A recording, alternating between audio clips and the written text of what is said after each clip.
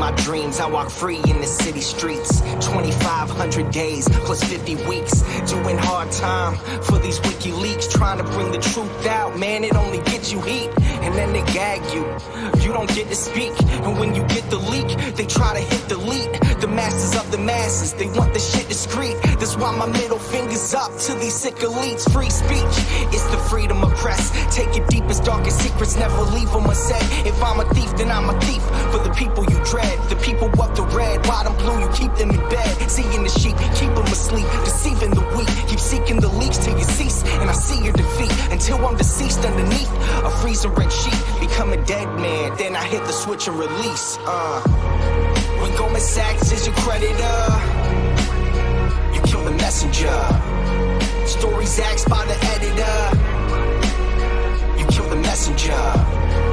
Pay to play on the regular, you kill the messenger. Need to silence any questioners, you kill the messenger. And outside my window a figure quickly creeps. They dark as night like some motherfucking chimney sweeps. Whiskey with my Mickey keeps dying in my kidneys weak. Silence in my risky tweets is what the grand jury seeks. I'm wanting peace like 7 years in Tibet. Now rest in peace like 7 years under threat. Cause I've released 7 vaults, they upset. They ended the rape sentence, but the US still insists to rest. I guess it's a sin to take the truth and disseminate. MLK to Gandhi, take aim and eliminate. And I don't say I'm great, just wanna say what's fake. But if they kill me, a million others will take my place. The CIA's post like a knife the sharpest. All hypocrisy, lies, and heartless. They want to stop me, my life make my heart quit. Cause democracy dies in the darkness. When Goldman Sachs is your creditor, you kill the messenger. Stories axed by the editor, you kill the messenger. Pay to play on the regular, you kill the messenger. Need to silence any questioners, you kill the messenger. When the vote count is irregular, you kill the messenger. If you caught spying on a senator, you kill the messenger. Removing vote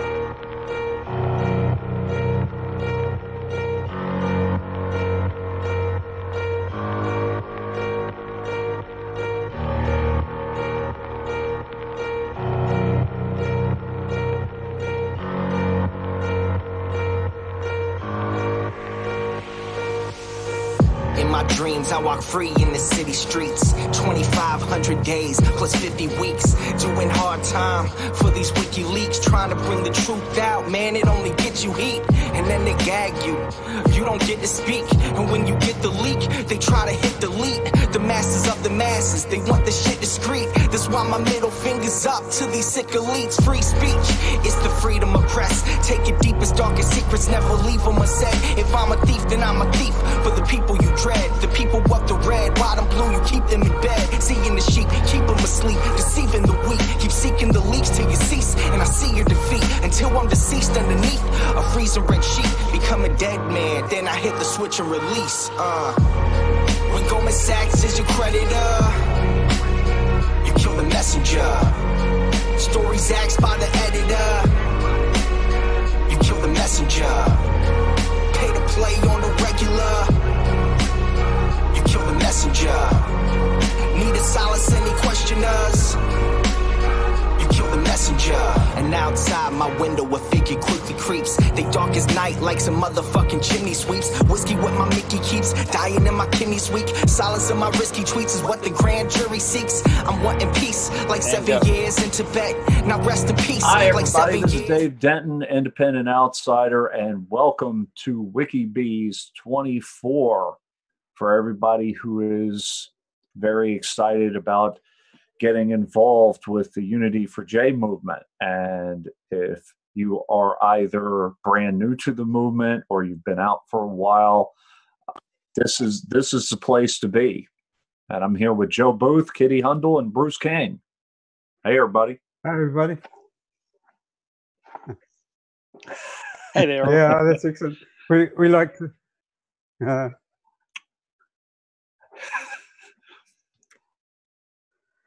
we like to rotate amongst the mods to who introduces it.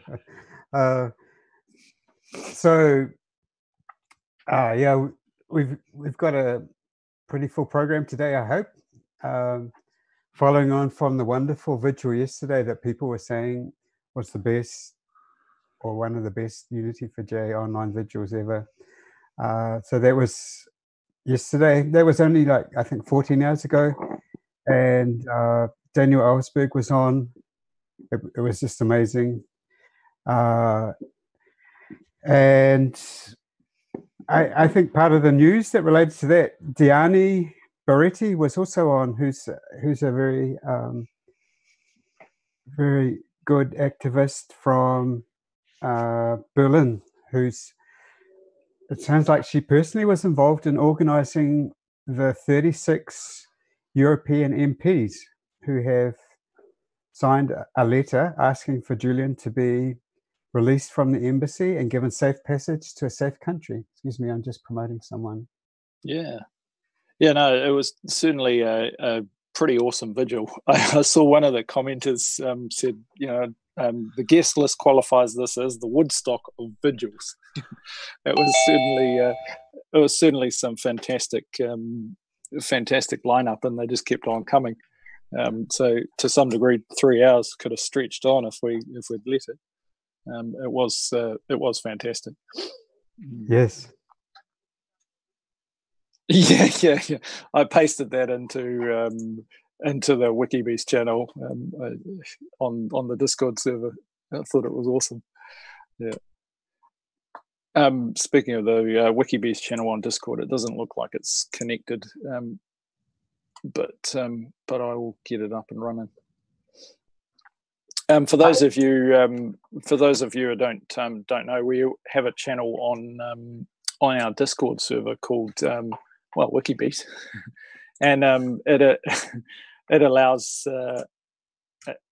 you to just see the chat comments and bits and pieces from these vigils, and it's often quite informative if you're on Discord to scroll back and see what was happening. So in the WikiBees channel, you can certainly see what happened yesterday. Yeah, you're right there, Bruce. Yeah, I'm trying to send a message to someone who's an attendee. Right. I'm not sure. So we have two levels at the Zoom. We have attendees and panelists. The panelists are the ones you see up front, and there's a mod who likes to stay an attendee often, but make him on. But so if you're wanting to join in, and it's great to have independent outsider along and things. But if you want to join in, there is actually a link in that WikiBees channel on our Discord server. So if you're on Discord, have a look in at the for the Zoom link and come and join us. We're very inviting. So Great. One thing I really wanted to say is that I remember seeing, I believe it was a CBS News report, and this was a while ago, back when the WikiLeaks reports were first coming through. I believe this was during the collateral murder days, that Daniel Ellsberg and the Pentagon Papers were much more relevant, or they were real, and Julian, his reports weren't. The fact that Daniel Ellsberg came on and spoke, I believe that brought this to a whole new level, because now you can't have reporters saying that sort of gibberish and nonsense, because Daniel Ellsberg actually came on, which led credibility to the whole movement. And I thought that was fantastic. Yes, he's a historical figure, right? And that was really, I think, an historic interview, really.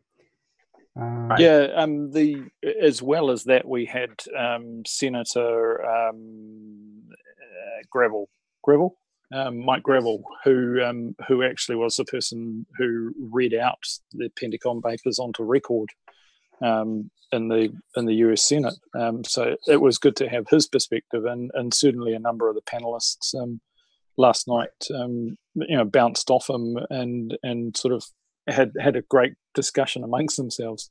Many of them are from the VIPs, Veteran Intelligence Professionals for Sanity, and so they obviously have a relationship with each other, and it was fantastic to see that happening. Yes. We should have a number of clips and things out from that. In fact, there's some out already, but certainly I think I tweeted out that you can watch back the Periscope and the YouTube's there if you scroll back. It was certainly a good, well worth it, 3 hours watching. Yes. Someone did just mention that Daniel Ellsberg has been on before, and for him to come on multiple times, again, that lends more credibility to it. But yes.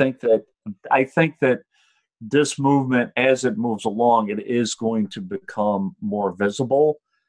And once we get more people who are credible, extremely credible, and historical whistleblowers, the more that come on, it just, you can't argue anymore that Julian is not, no matter what you bring on.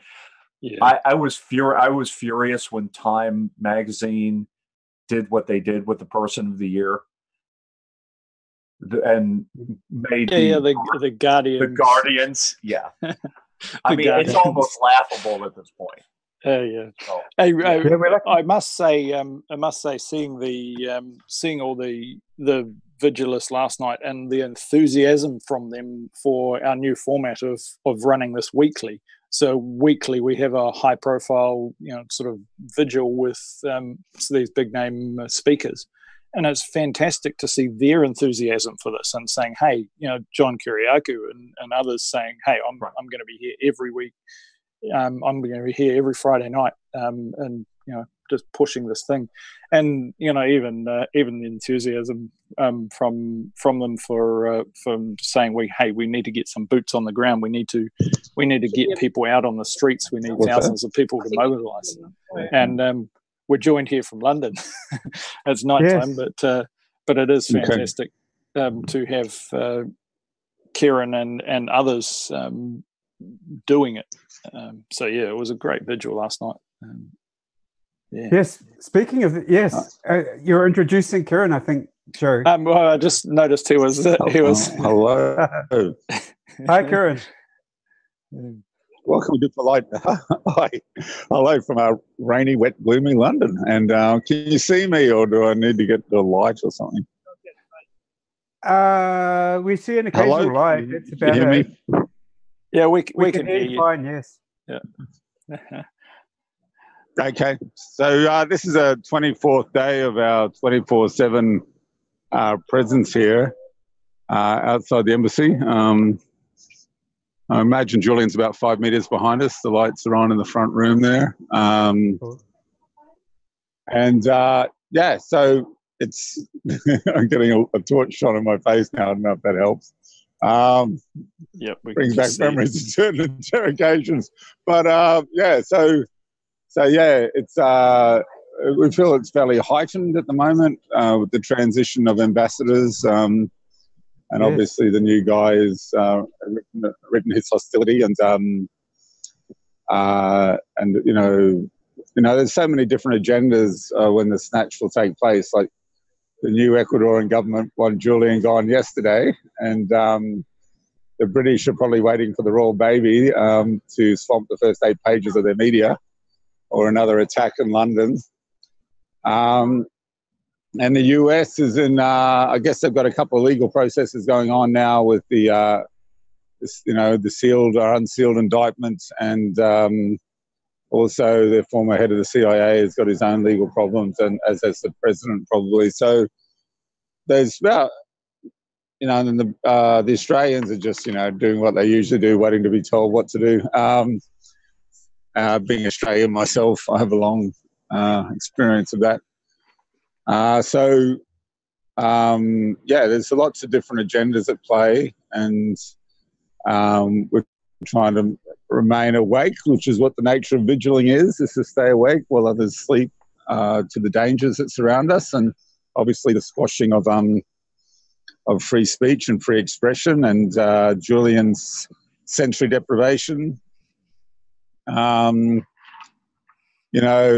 just read the other day about the whistleblower, I think it was Vault 7 related, who his prison conditions, and also what happened to Chelsea Manning in Iraq and Kuwait, where we allowed the torture.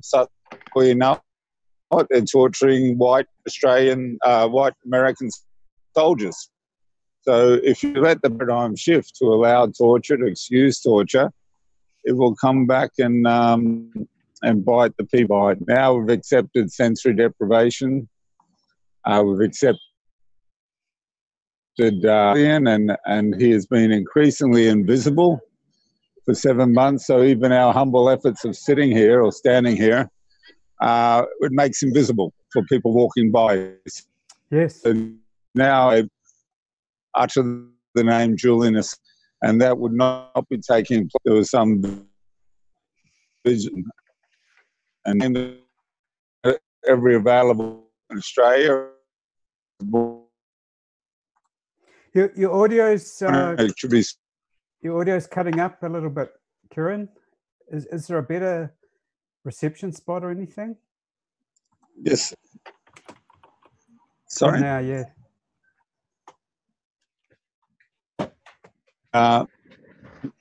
Yeah, it's been wet today. Also, a woman with serious mental health issues focused on the embassy and stealing our signs.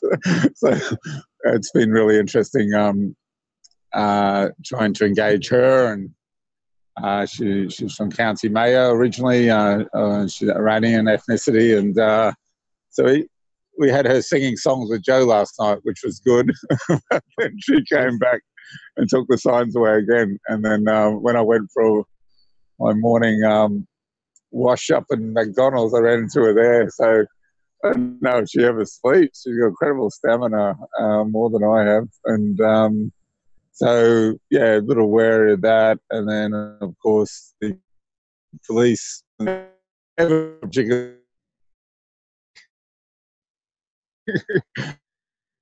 Oh, you're cutting up again? Vehicles.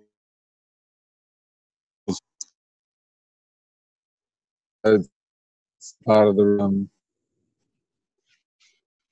Sorry, I'm cutting up. Should I go closer to Harrods, maybe? Or... Yeah, Okay. Stay away from the jammers pointed at Julian. Yeah, I don't know if the new. Obviously, there's these new protocols. They keep shifting the goalpost in the hope that he breaks one.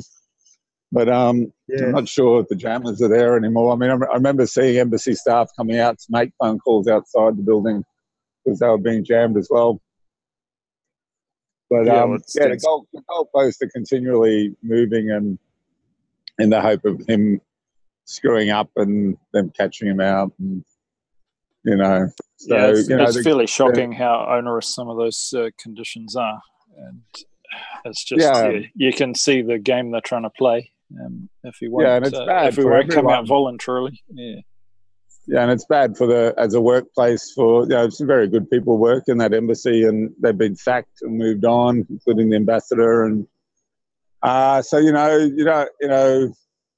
obviously governments are different from people, and governments are often different from the people who function within their infrastructure. Many who are whistleblowers, and many who have morality, and haven't bought the Kool-Aid, whether it's the Clinton Kool-Aid or the Marino Kool-Aid. And it's also, as your Ecuadorian speaker pointed out last time, that Marino is out of the country for 3 weeks. Yes. It also makes it quite heightened. But as I've said before, it's been 8 years for myself and others, and you're continually going from marathon to sprint, and the anticlimax of it not happening. I mean, that's a good anticlimax, but when you raise yourself to that kind of adrenaline level, it's quite exhausting. As one tries to age as gracefully as they can, and so yeah. And it's everyone has different gifts. Like I'm pretty dyslexic when it comes to technology, and obviously you folks are very good at it. And it's a great gift that you're giving tonight. And my gifts are different. I can speak at the drop of a hat on the soapbox, and I can talk to strangers, and other people can sing songs, and other people can write songs. And so we bring the gifts we have to this moment of solidarity with Julian, but we know that many people have preceded him. And when, what we should be doing is also resurrecting an anti-war movement. There are still people alive who resisted the Vietnam War in the United States and Australia, and there's still people alive who resisted the Iraq War. And this person's in trouble for unveiling the nature of those wars. That's one of the reasons he's in trouble. And we really have to reawaken people who probably feel defeated. I remember a friend using this when our movement collapsed in the early 80s, demanding civil liberties in Queensland. It's like people internally migrated. They internally migrated rather than seeing their social problems be solved together collectively. They migrated into heroin or to consumerism or depression. So we just need to wake up our people. Our people are still out there. They're slumbering. And we really need them at this moment because Julian has been 6.5 years sensory deprivation, 8 years detained without charge, and he remains, as much as I know, resolute. And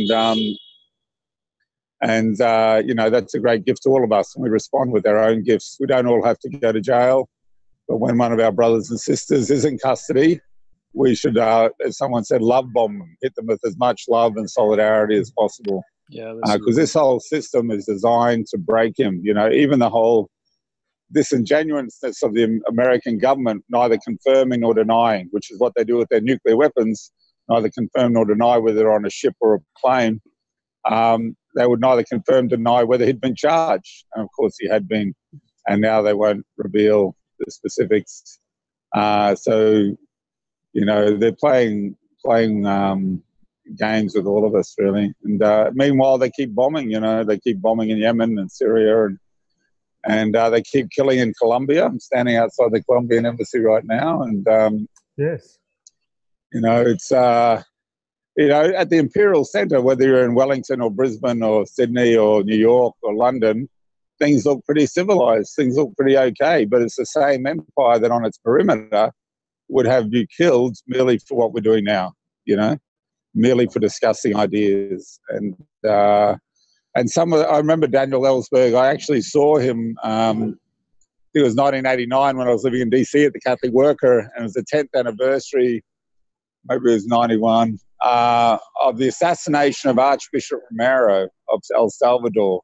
And the sniper that got him, while he was celebrating Mass, had been trained at Fort Benning, Georgia, in the United States. So, and as the Atlantica Battalion had cut the brains out of 6 Jesuits in 89, had just returned from, the civilized center of the empire, Fort Benning, Georgia. And when I went down there to support friends who committed the act of civil disobedience, Father Roy Bourgeois, Charlie and Pat Lipke, Lieutenant Kelly still had a jewelry store in that town. Now, Lieutenant Kelly is a man who ordered 200 Vietnamese civilians into a ditch and murdered them in My Lai in Vietnam, So he did a bit of house arrest, but he got away with killing 200 people. So it is empire is barbaric on the perimeter, no matter how, even Alexander the Great, Greece, if you weren't a slave, I guess, it was quite kind of, okay at the center, but you go to the extremities of any empire and it's murder and it's theft and it's oppression, And, Yes. When you think the prime minister of this country who's still clinging on by her fingernails, her husband's the largest shareholder in British Aerospace that is literally making a killing in the Yemen. It made a killing in East Timor, and that's its job, to make a killing. And I was only in the country 6 weeks before British Aerospace dragged me to the High Court and put a lifetime injunction on me. So there's all sorts of ways to silence people, and they've obviously got everything in their arsenal to try and silence Julian Assange. So when he's been silenced, it's up to us, more obligation to speak up on his behalf. Well, oh my God. Very scantily dressed woman walking by. This weather. Probably our health and safety issue, love, but yes, you have really the elite of the globe on this street. You have the English rich, you have Russian oligarchs, Saudi princes, and American plutocrats, and you also have Julian Assange, who they're very upset with. Yeah. Who's with you tonight, Kieran? Yeah. We've got Sylvie and we've got Angel Fox from Michigan, who's used to the cold weather. Sylvie's from both these people, and they'd like to say hi. Yeah. Excellent. His earphones. Not do anything. Yeah. Hi, good evening. Hi, Sylvie. How's it going? It's good. You're coming up a bit again. It was. I can hear you now. Yeah, cool. There must be like a good spot and a bad spot, reception spot. Yeah, the stronger signal is right next to Harrods. Just a heads up, if we are working off our phones again, so if we disappear, it's probably technical issues. Yes, understood you. At the moment, that light display appearing in the screen is Harrods, right? Oh, can you see anything? I can't see anything, but possibly Harrods, yeah. That's Harrods, yeah. Not sure why. Yeah. Okay, here we are. Pretty much ready for Christmas. There's lots of madness going on around. It's just loads, like crowd everywhere, people everywhere. And yeah, it's crazy for the weather because it's really bad today. It's raining and wet and everything, but still loads of people around. And well, yeah, they're just crazy for Christmas, that's all. And it's only a few people who actually stopped by today just to see that this is the embassy and this is where Julian is. So it's getting busy, but so more people than normal stop by, or people just not today. I think last week. Yeah, last week or even yesterday there was more. We had more because interaction. of the weather. Yeah, I guess so. Like everyone's rushing. That's London today. Yes, getting their shopping done. So today's Saturday in London, and it's about 7:35 p.m. in London today. Yes, it is. Yeah, So and it's dark. cold. Yes, I was even watching the forecast, and they said cold weather was coming. What's the temperature? Do you know? Probably around 5. It was colder when it was raining. Now it stopped for a bit. Yeah, that's a horrible combination, eh? Yeah. So kind of surviving, trying. Yeah. Oh, very cool. So I saw you had quite good people already today. Just bring it back to you, Duncan. Mm-hmm. John Kiriakou. Oh, And did you see the vigil, the live vigil? Today, not yet, not at the moment. So first thing I'll do is whenever I have time, I'm just gonna go online and start watching it. But it's a very good. Well, you're doing the real vigil, you know, the guarding Julian Assange. Everybody understands, I think, that Julian Assange is inside the Ecuadorian embassy, London, and in a very precarious situation. And by now, this is the Camden Catholic Workers Group. Oh, somebody else has come on to, excuse me. I just had to promote a panelist, excuse me. Yep, okay. Yeah, that's fine. And everybody's... It was good to see Angel Fox and made it down there as well. Yeah, she's there as well. Yeah. Yes, she's very popular. Angel, are you there? They've got a headset, so she probably needs to pass it over if we want to talk to Angel. Yeah, possibly. Yeah. She just popped out somewhere. But, yeah. We've just been joined by someone as well.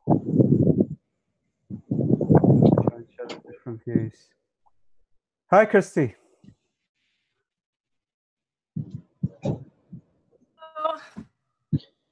Hi.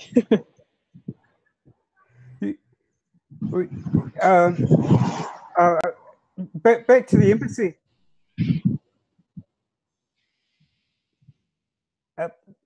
So has the new ambassador arrived at the embassy, do you know? I believe he will be here on Monday. Monday. I don't have more details, but I know Kira knows more, so I'm just going to he can. What's that? New ambassador.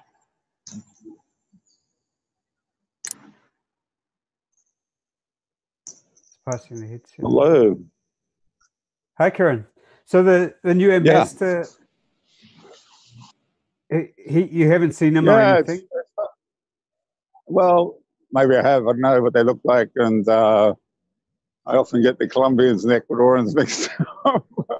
No, I don't. I don't have any of that inside knowledge, really. But yeah, I've just read what is written, which is pretty terrible.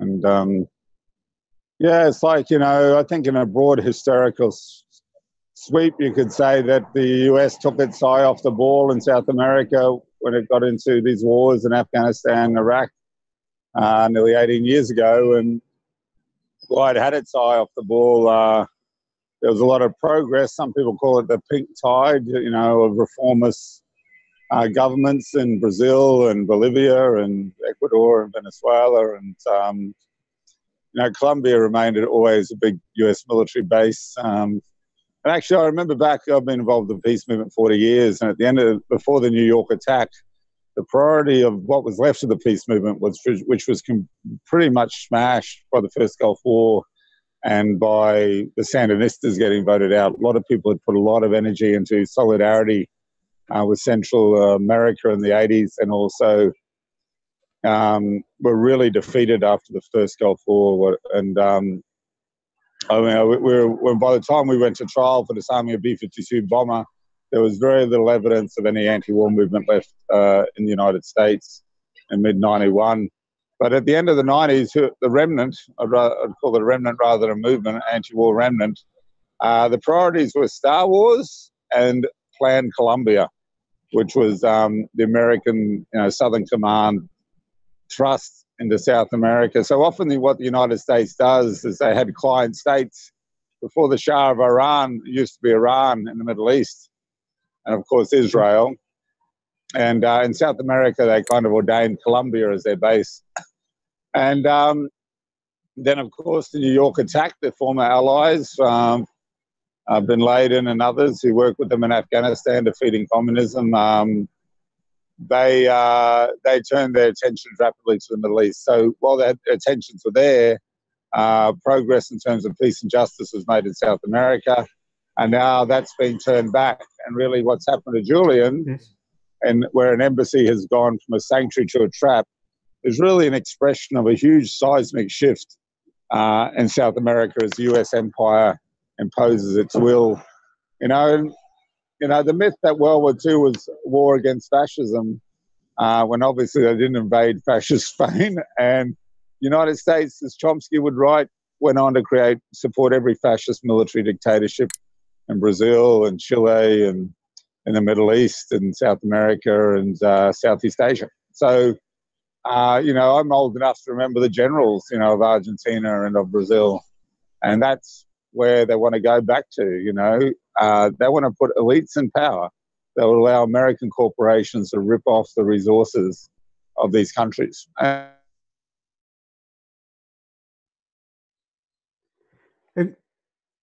You cut out for a minute. I just, there's a comment from Fleur saying, in Argentina as well. Oh, yeah. The list is endless. It really is. Yes. And, the British Empire really comes out of the balkanization of the Ottoman Empire along with the French after World War I, and creating all these phony royal families that a lot of them are living on the street. And and they put British securocrats right on their shoulder. So, when you look at who's doing the security in Bahrain now, it's that guy who ran Blackwater, who's doing security in these countries. Eric Prince, right? Is the guy's name Eric Prince? Is that right? You've cut out again, Kieran. That's all right. There's there were some good comments from Fleur there as well. And also some comments on YouTube. I'll start reading them. Yeah, all good. So Cefax Ballard says, one of the many heroes of the Catholic worker. So Kieran, hopefully Kieran is finding a good spot, and it's not, maybe his battery's low, I don't know, but it's the Camden Catholic workers. Are you there, Kieran? Oh well. Yeah. So it's an expression like Donald Trump being president of the United States, a reality TV show guy. That's not an engine room for the decline. The US is in decline, and once you get someone like Donald Trump as president, that's a pretty good expression of their rapid decline. And like Abbie Hoffman used to say, in the 60s, the system will collapse under its own weight. All we have to do is give it a few kicks and stay high. But, it's going to collapse right on top of a lot of us, and ecologically as well. So I think we might have to do more than give it a few kicks, Yes. Yes. But so it's great to have elders like Daniel Ellsberg, and I remember him being arrested outside the White House on the 10th anniversary of Bishop Romero's assassination, and that's someone who's been that long at it, so steadfast, who also, like Julian when he was a teenager, who was facing 36 charges, that didn't scare him off. People like Daniel Ellsberg and Philip Berrigan and others who are older than us just kept going back in solidarity with the poor, who have no choice but to die under empire, to risk their liberty. And your liberty is only second to the, as a Christian, your life is your biggest gift, and your liberty comes running as a close second. And for Julian to risk his life's liberty, the rest of his life in chains or possibly facing execution, in solidarity with those whose names we don't even know, who are being killed today in Yemen. And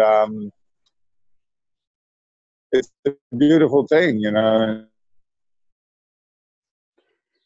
Yes, it is. Yes. And then from silence, and people like Luke Harding making a career out of battling, verbally battling someone who's tied to a chair and gagged. There's no reflection on Julian Assange and the other people around the lunchroom and the Guardian offices, And it's as they say in Ireland, what do you expect from a pig but a grunts, So I'm no longer disappointed in the Guardian. They fulfil every nasty expectation I have of them.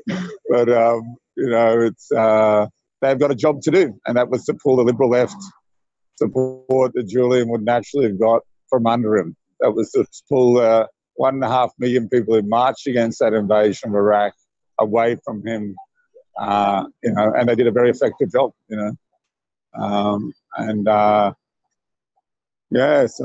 the good news is that in this neighbourhood, we meet people on a daily basis. Some are quite wealthy, some are residential, some are working here, serving the rich, who have an immediate empathy with Julian. Whether I was talking to a guy the other day whose father was murdered at a camp here, ethnically cleansed. He was put in one camp, his father put in another.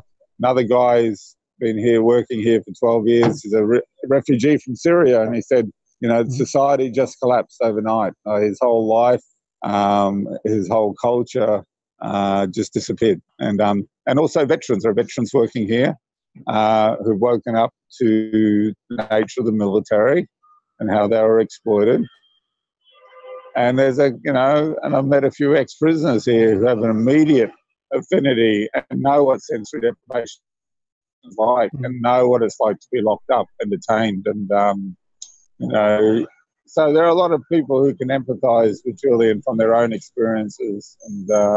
And we Julian is not the first to be interned without charge in Britain, and he won't be the last. And, I often thought this military personnel who was having second thoughts about a second tour in Afghanistan and Iraq were watching the Chelsea Manning case and saying, how much support is Chelsea Manning getting, from the civilian peace movement that incited Chelsea to resist, to whistleblow. And Chelsea, it was pretty minimal. Her early support for most of those years came from Vietnam veterans and Iraq veterans, people like Jeff Patterson. And but it wasn't huge numbers, and that would have factored into their decision. Do I resist? Do I refuse to? Do I put down my gun? Refuse to get on for a second? Yes. To develop a culture of solidarity. Yes.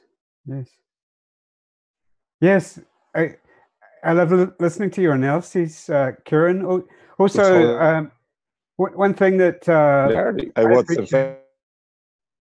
you're cutting up a little bit, I must say.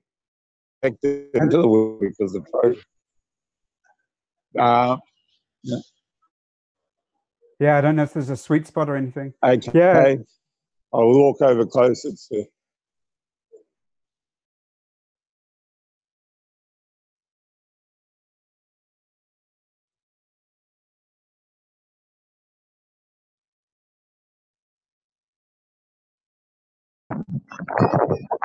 Hello. Hi. Hello. Whoops. You're running over here. Yeah, that sounds good for the moment. Okay. Yeah, so, I imagine he looks out the window and he sees a supportive face, and I know as a former prisoner that's very, very significant. Yes. Yeah, that's wonderful. Your sound quality is good. I was just saying that I really appreciated your analysis. You talked about NGOs, and you talked about their job was to manage dissent. Hello? Yes, hear you, Karen. Yeah, and NGOs, yeah. I mean, they create bottlenecks, I told you about my experience with the homeless outreach team last time, didn't I? And they woke me up. I was like, they perceived me as, they were told by the elite residents that I was homeless.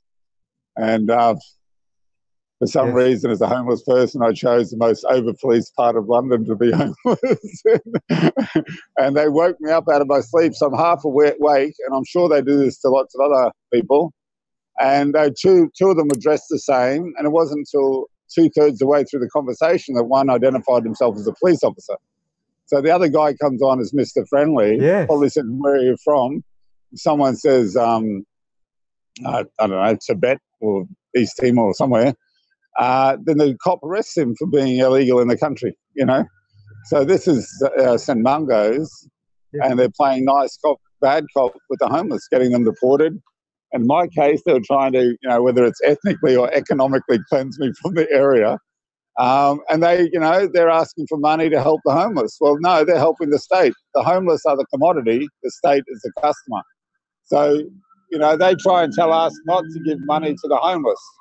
We should give it to St. Mungo's and some other charity. And these people are, you know, what in the Catholic worker we used to even call ourselves poverty pimps. You know, instead of pimping people sexually, you pimp the homeless, and you make a career out of it.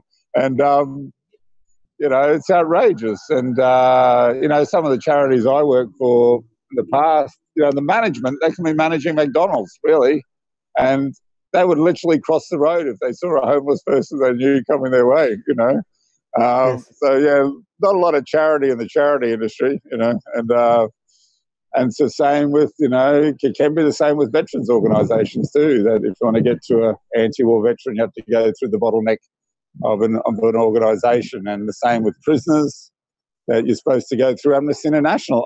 You know, it's not a rhetorical question. I would like to know how many former prisoners does Amnesty International employ compared to how many former members of the military they employ.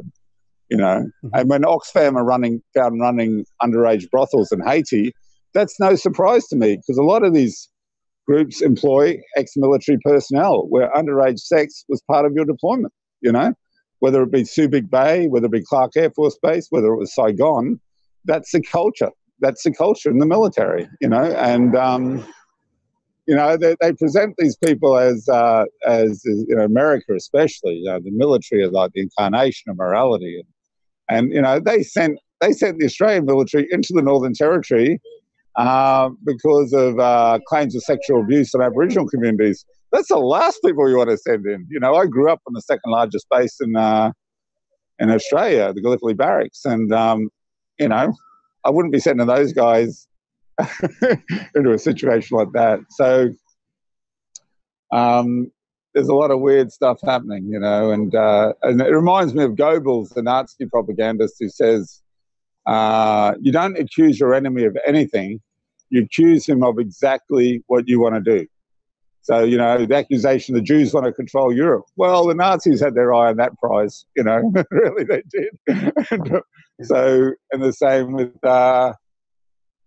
lots of things, you know, you accuse, the propaganda is you accuse them of exactly who you are and what you're going to do. You know, the accusation that Julian Assange is narcissistic, egotistical, doesn't care about people, I think it's a good fit for Luke Harding. You know, it really is. And a lot of the Guardian Oxbridge boys and girls that I've met, there's a little bit of projection going on there, you know. And my experience of Julian as a person is that he's compassionate, and that's why Edward Snowden isn't in chains today, because he knows about solidarity. It's not all about Julian. He reached out and saved Snowden.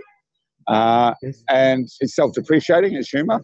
And, you know, and he is a good person, and he's been at this since he was a teenager, confronting power that kills children. And they'll use every nasty little trick in the book to marginalise him, and they have done that. You know, they're taking him, like they took the Berrigans 1968 from the front page of Time magazine to close to complete marginalisation. Even Democracy Now!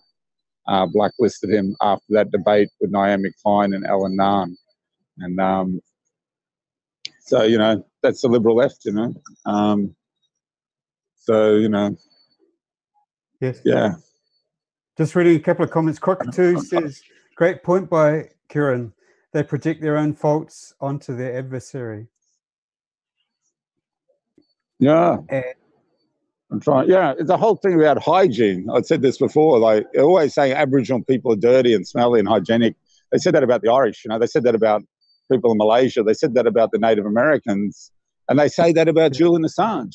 You know, the Guardian actually writes articles saying he had smelly socks, and that there's a hygiene problem in the embassy. These are the people who are as Chomsky says, the stenographers of power, the people that apologise for the British and American military as they bombed the sewage and water treatment works of Baghdad. Not accidentally, they targeted them. They targeted them knowing they'd unleash germ warfare of gastroenteritis, cholera and typhoid that would kill the very young and the very old. And that was Bush Sr., who just passed away. And, you know, then the sanctions were taken over by the Clinton Liberals, and they killed 1 million children in the 1990s by denying them material to rebuild that infrastructure, to provide clean water in Iraq. And they also denied medical supplies. And Dennis Halliday, who gave evidence at our trial in Ireland, he was the top UN guy for the oil for food program, who resigned denouncing the sanctions as a genocidal policy. And when Madeleine Albright was confronted on 60 Minutes, and she, I think, is the spy of the Holocaust, and were confronted with the statistic at that time, I think it was 1995, that 500,000 children had been killed. Her genocidal Nazi response was, we think it's worth the price.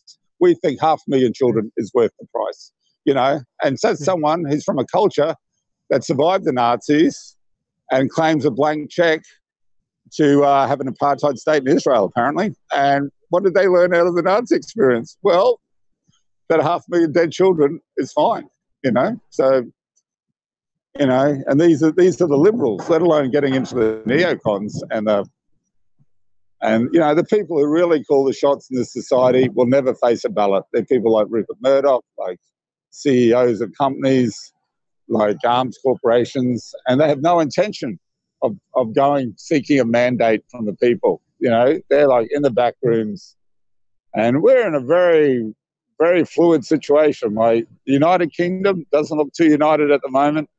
The whole Brexit thing, you know, whether that will kickstart things in Ireland again, hopefully not, in terms of military activity. You've got a very weak Australian government, for what it's worth, and you've got a United States government that's divided between the deep state and the Trump presidency, and you've got a French government that's from a political party that just appeared overnight, being confronted in the streets. So things are very, very fluid. And as one Romanian guy studying in the States, talking to him on the vigil, he said, I said, the United States is about the same population as Western Europe. And he said, what you don't understand about Europe is the density, that things can spread, whether it's fascism or anti-refugee feeling. It's like a contagion, and different languages and different cultures that doesn't matter. Like, this will spread like a contagion because of the density of Europe. The United States, of course, is a huge geographic place. And I thought that was insightful. So, you know, whether it's the extreme right, strong and hungry in Eastern Europe and elsewhere, spreads like a contagion, or whether it's the yellow shirts in France who might have a more of a social justice agenda, or whether it's anti-refugee feeling. Now, it's not rocket science. You bombed these countries. You destroyed their civil societies. So why be surprised when refugees turn up? You know, the Americans killed the best and the brightest people. They killed Bishop Romero in El Salvador. They killed trade unionists and intellectuals in Guatemala, Honduras, Mexico, whatever.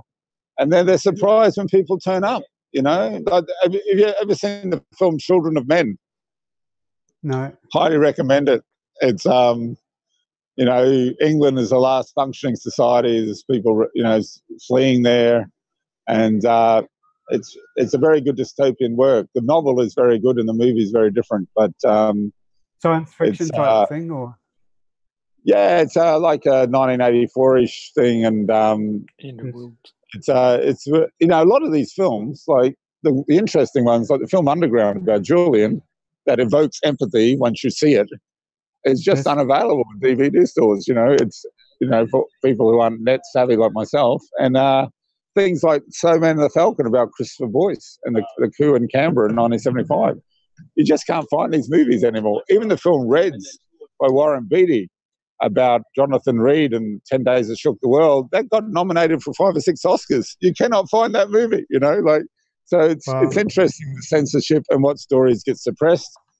You know, all these kind of born conspiracy American Nazi special forces things, it's like, they're non-stop, you know, and what are they celebrating? They're celebrating people who sneak up behind you and shoot you in the back of the head. It's not like, you know, like I lived with Philip Berrigan. He was in the Battle of the Bulge, right? I think it was the last big German offensive. And he was in a military that was probably fighting another military of equal capacity. Now, that didn't happen in Vietnam with B-52s. That didn't happen in Iraq or Afghanistan. You know, with all the technology and all the whiz-bang weapons they've got, you know, you can say Prince Harry? He comes back as a veteran. What did he do? He flew an elite helicopter that the people he was murdering had no ability to shoot down. Now, there's got to be another word for other than combat, where you go to kill someone and they have got no chance of killing you. Now, that's not the definition of combat. Usually combat is where you risk your life trying to take another life. Now, if you're flying around in a high-tech helicopter taking on Afghani peasants who haven't got surface-to-air missiles like the Americans provided in the 80s, that really isn't combat, you know? That's a cowardly, murdering, butchering thing, you know? And he might have PTSD and he might have moral failure. And but really, you know, you want to call yourself a combat veteran when you're, you know, safe and, you know, like that collateral murder footage, you watch that. And those people are walking down the main centre of a road. They're not clinging to the walls. They've got no idea the people who are going to kill them are anywhere near them. And they're butchered, you know. And then they kill the father who's on the school run, who comes to save the wounded, you know. And the Christian thing, the acts of mercy, heal the wounded, visit the prisoner, feed the hungry. That's what he's doing with his 2 children in the car who get wounded, you know. And the American soldier who tried to save one of those children is told to drop the child by his commanding officer, you know, but he refuses to. So you never know where resistance will break out, and sometimes it's within the military. So I don't want to define anyone out of existence, but, you know, like, you know, I was thinking about this whole red poppy shite here in England.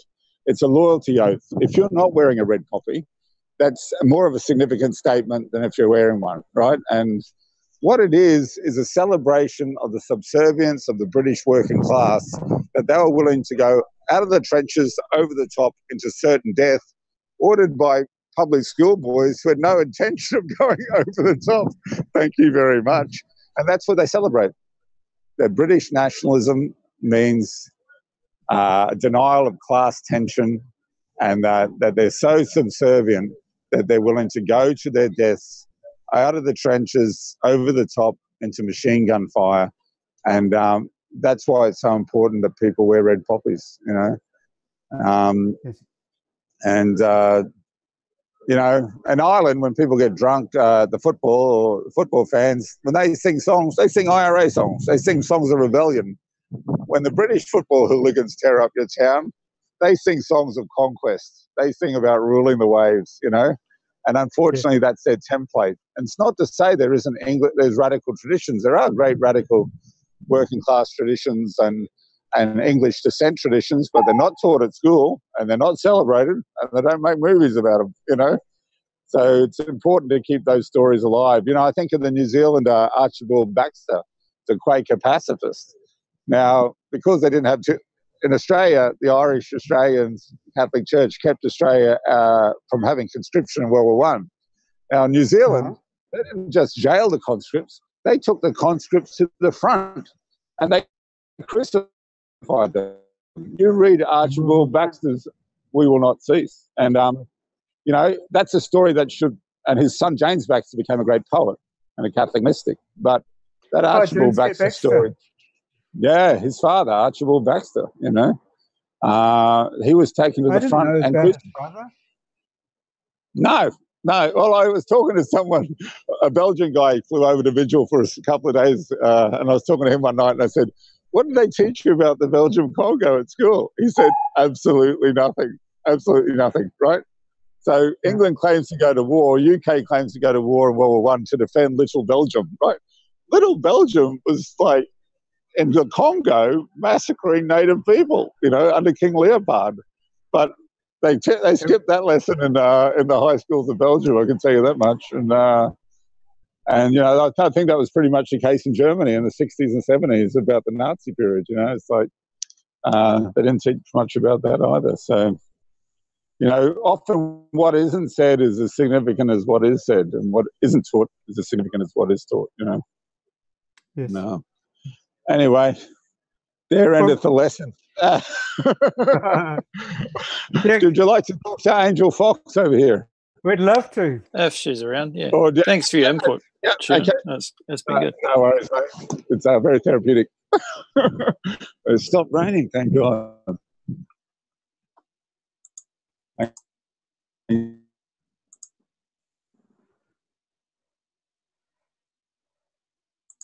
Hang on, I'll just talk. So swapping over the microphones. Trying to while they're swapping over, I'll read some comments. Maima, Independent, Kieran, you are so appreciated.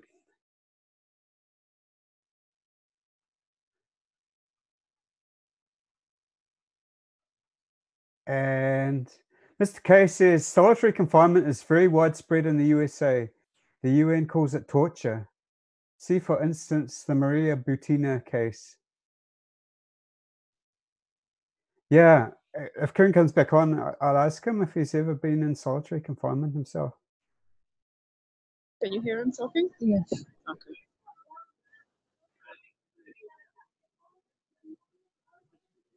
Say something. Yeah, this is Angel. Hi, Angel. Hey, welcome along. Can you hear me? Yes, we can. Hi, how are you?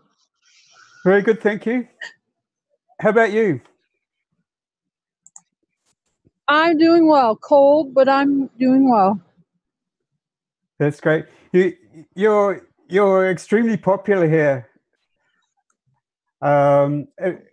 It's just wonderful that you came over. Am I? remember, yes, I remember people. Yes.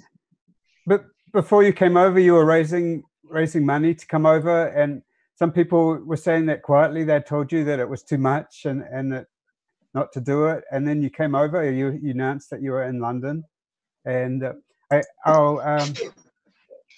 can also show you your Twitter feed on here. I'm going to screen share your Twitter feed, Angel. Okay. So I don't know if you can see it, but this is your Twitter feed.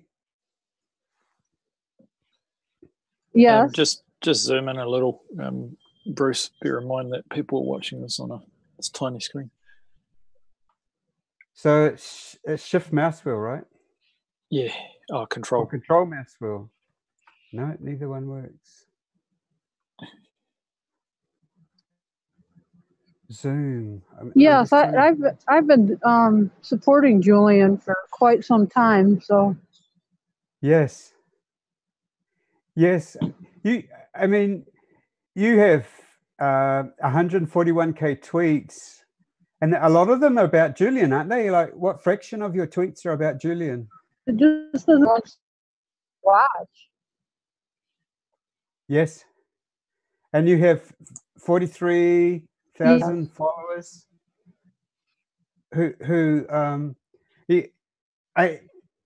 you're one of my favorite tweeters about Julian, because your tweets are very high quality as well. You do lots of beautiful pictures about Julian. And then you announced that you were coming over to London to guard him because you were concerned that he didn't have enough. Yeah. Angel, your sound is cutting up a little bit. Maybe yeah. Where's a good spot for reception, Kieran? But you're good now. So is this any better? Yes, it is. That's good. Is this I don't any? think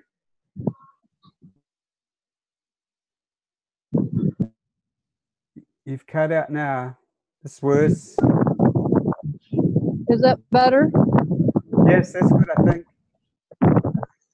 Any better? Yeah. How does the we're weather playing warmer, compare colder. to Michigan? trying to How get does over it compare to? It's a bit colder there, I would expect. So there's a picture of you in front of the embassy. And how have you found it standing watch? Another one of you in the embassy. You're doing the graveyard shift, aren't you?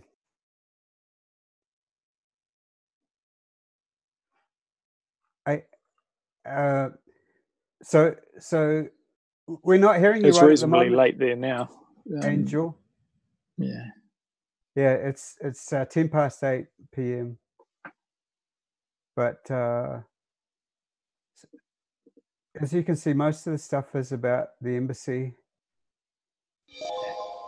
going through the stream. Oh, we just lost.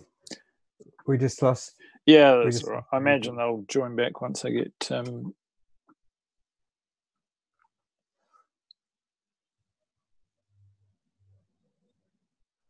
There's a question in the chat. Has WikiLeaks released anything since Assange has been holed up at the embassy?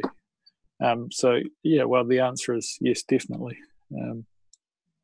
The question is, can WikiLeaks operate without Julian? And you will have noticed that they appointed a new editor-in-chief to enable WikiLeaks work to go on, even if Julian was completely incommunicado. So rest assured, WikiLeaks will still be here. But Julian, oh, good, you're back. Maybe There we go. you found a better spot. Connection, Wi-Fi connection. Oh yeah. And then I lost. Okay. Can you guys hear me? Yep. We Yes, can hear very you good well. now. Okay. Yep. I'm going to stand right here because I got connection right here. One Very thing good- we don't very good have is a good picture of you, but your face, but it's quite dark where you are, I imagine. Yes, it is. It's quite dark. And it's cold as well, eh? Yes, and it rained today, so we're wet and we're cold. Yeah, and Karen says that when you get wet in London, you stay wet. Yes. Yes. Yes, definitely. Yes. It's been very cold at night here. Last night it got Yeah. below freezing. So Wow. and I've been doing the night shift so Kieran can sleep. That's wonderful. Because before you arrived, he was tweeting out there were like 24-hour stretches where he only got 4 hours sleep, and he was doing it day after day. So it's just wonderful that you've provided reinforcements. The reinforcements have arrived with you. Do you find it difficult or to what do you do on a vigil?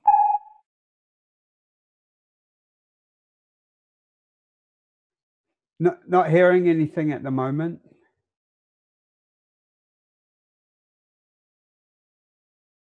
Yeah, possibly dropped off again. Well, yeah, it's all good. We could just carry on with things, and if they pop in, oh, that's the official drop off. Yeah. While Angel is looking. Oh, back again. Coming back in. Do you want to? I'm sorry, I keep losing you. We have bad signal here. That's all right. It's good at the moment.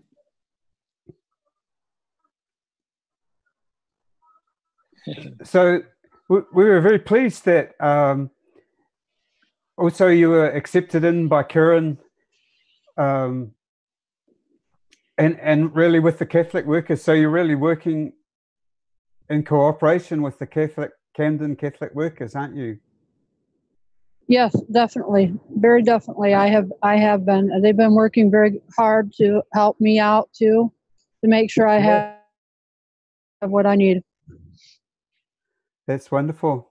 And you're living in a hostel? For now, if it comes to it, I will buy a tent and a sleeping bag and sleep during the day while Kieran's out here watching, and we'll do shifts. I intend on staying as long as I'm allowed to, as long as it needs to take. I actually quit my job in the States so that I could come over here to do this. Wow. I saw on your Twitter feed, so as a machinist, you're a machinist, right? Yes, I am a machinist. I have been for 20 years, but I also write. I'm sure you've seen my blog. Yes. Yes, I was just saying you have one of the best Twitter feeds to follow if you're interested in Julian Assange. Yes, definitely. And you're from Ohio, aren't you? Michigan. Michigan, sorry. Yes. Oh, it gets cold in Michigan as well. Yes, it does. But normally I'm not outside this much. Yes, yes. I know. I lived in Illinois in two stretches, and the first time that I went over there, I wasn't familiar with the cold, and I wasn't familiar with how to handle it. I didn't even have thermal leggings on under my jeans, and when you're not used to the cold, it really gets you. But yes, it definitely does. I lived in Florida for 4 years before I moved back to Michigan, and when I first came back, I had a heck of a time. Yes. And then you get used to it. I know people who live in cold climates. Well, Kitty's from Canada here, and I talk to people who grow up in really cold climates, and I say it must be horrible, and they say no, we build snow tunnels and have a wonderful time. So, but the cold and the rain is a difficult combination, isn't it? Yes, it is. It definitely is. It's hard to keep your hands and your feet warm, your face warm. Yes. I saw you tweeted out that you went to Harrods and to look for some new gloves. Yes. And it was very expensive. And the cheapest one was £50, right? Yes. Yes. Very expensive there. I was really amazed. I don't think I've paid more than $20 for a pair of gloves in my life, or it'd be like 20 pounds.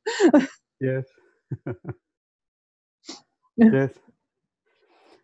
And have you had some difficult moments being on vigil?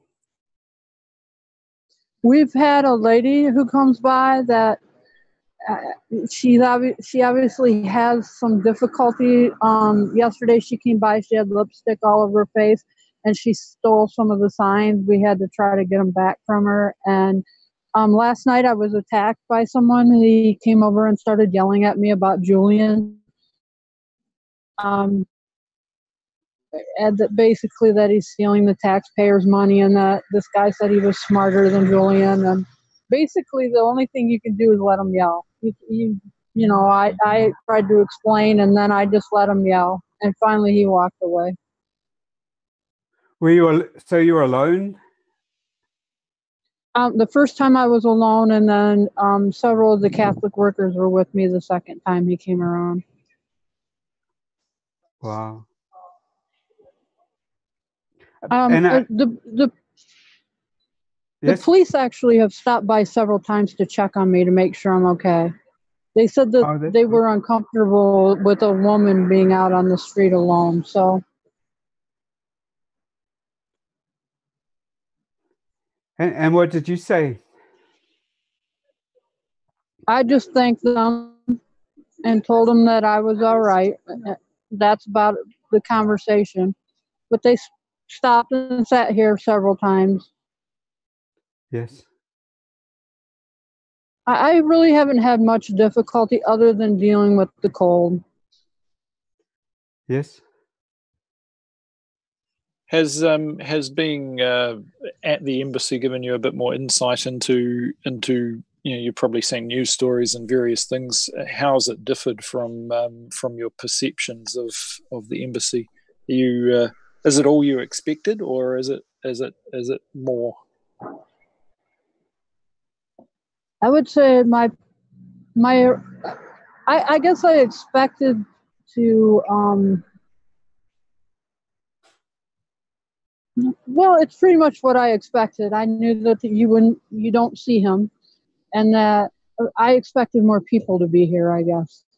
And there's just not we need more people to come out and vigil and write letters and call their elected officials and help with this. Yes. Yeah, well, as Kieran says, you're only a couple hundred meters up from the Knightsbridge tube exit, and it, so it's right there, right, not far away from anywhere. You're right next to Harrods, and people can just wander up the road and say hi. So yeah, it'd be good to see. There's a lot of traffic, and there's a lot of traffic. A lot of people walk by. You get quite a few opportunities to talk to people. Yes. Do you enjoy that? Yes, I love people. I really do. I'm good one-on-one. I'm not so good with groups, but I do real well on one-on-one with people usually. Yes. What hours are you doing? I get here about 6 o'clock at night and leave between 6 and 8 in the morning. Wow. I came over here for one reason and one reason alone. So I'm not, I went to the store and I go back to the hostel and I sleep.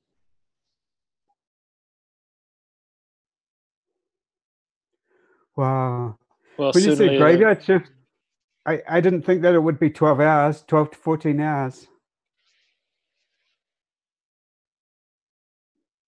Well, I try to get here early so that I can have a meeting with Kieran and any of the Catholic workers. And I want to be here. And then if something ever happens, that way we can video it and try to protest what's going on if they do try to take him. Yes. I imagine that must be a significant reason for them not to go in and get Julian. They'd know that it's being covered and that everybody would know and see with their own eyes what was happening. That's our point, is that we're afraid that they'll come take him at night when there's no one around, and we want to make sure somebody's here if it does happen. I'm hoping that everything that we're doing is influencing this and that they are not going to take him. But with everything escalating, it's a big fear, and that's why I'm here. I want people to know if they do, so that we can do what we can to protect him. Yes. And also with Christmas approaching,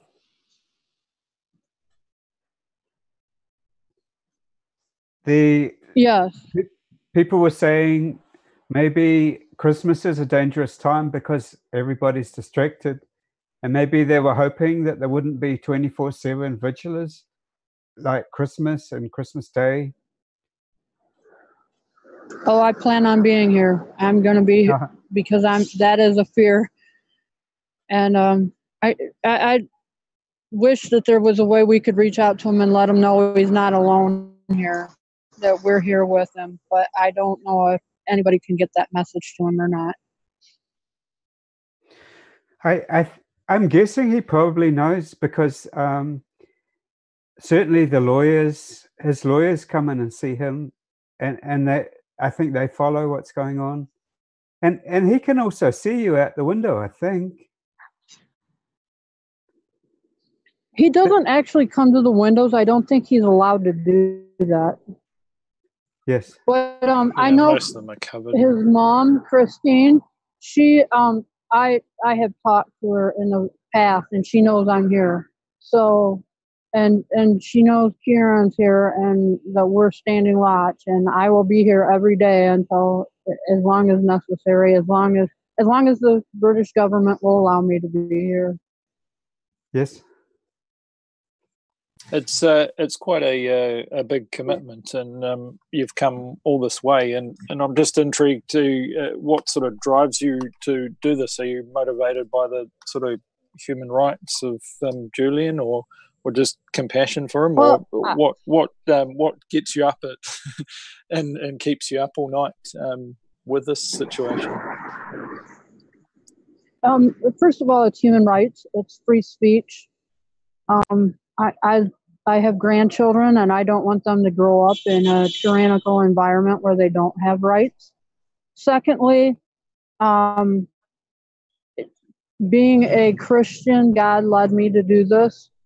And thirdly, it's compassion and caring, and I can't imagine going 8 years without seeing your children. I just can't imagine the pain he goes through. I love Christine to pieces. I think she's a wonderful, wonderful mother. And being a mother myself, I know what it's like to go through not seeing your kids. I went 2 years without getting to see my children. And so I hurt for her as well, and I hurt for him.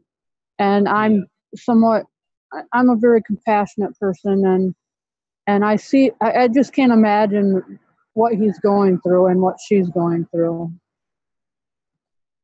I also think that them keeping him from seeing his children is a form of child abuse on their part, because his children need a father.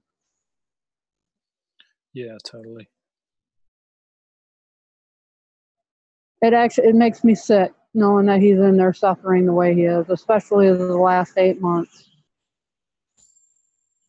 Yeah, and for being so long without any outside contact, and we haven't heard his voice as well. He's been a great light in the community, and certainly yes, he has. It's very sad to not be able to hear him directly. He always had insight into geopolitics and things happening in the world.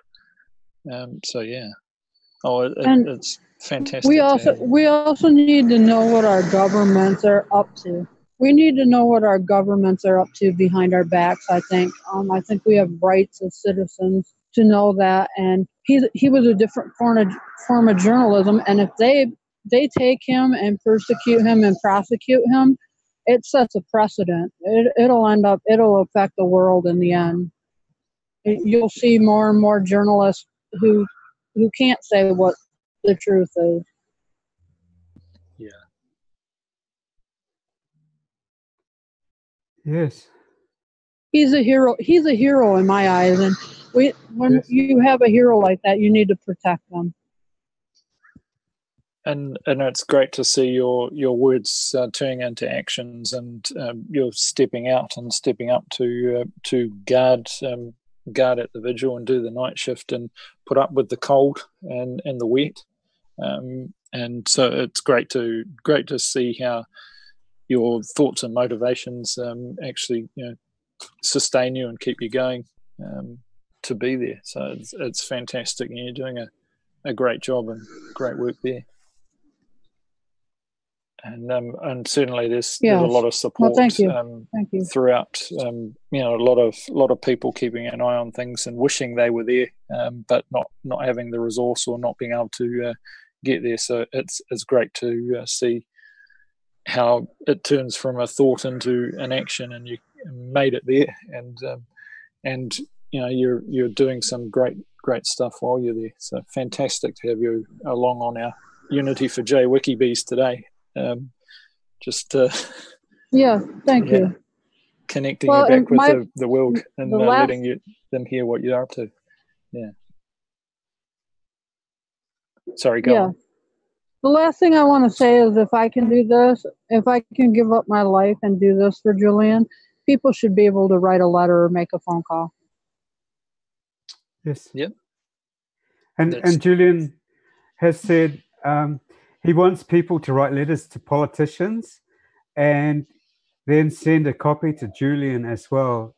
And that way, the people are also contacting the politicians, and Julian really appreciates that.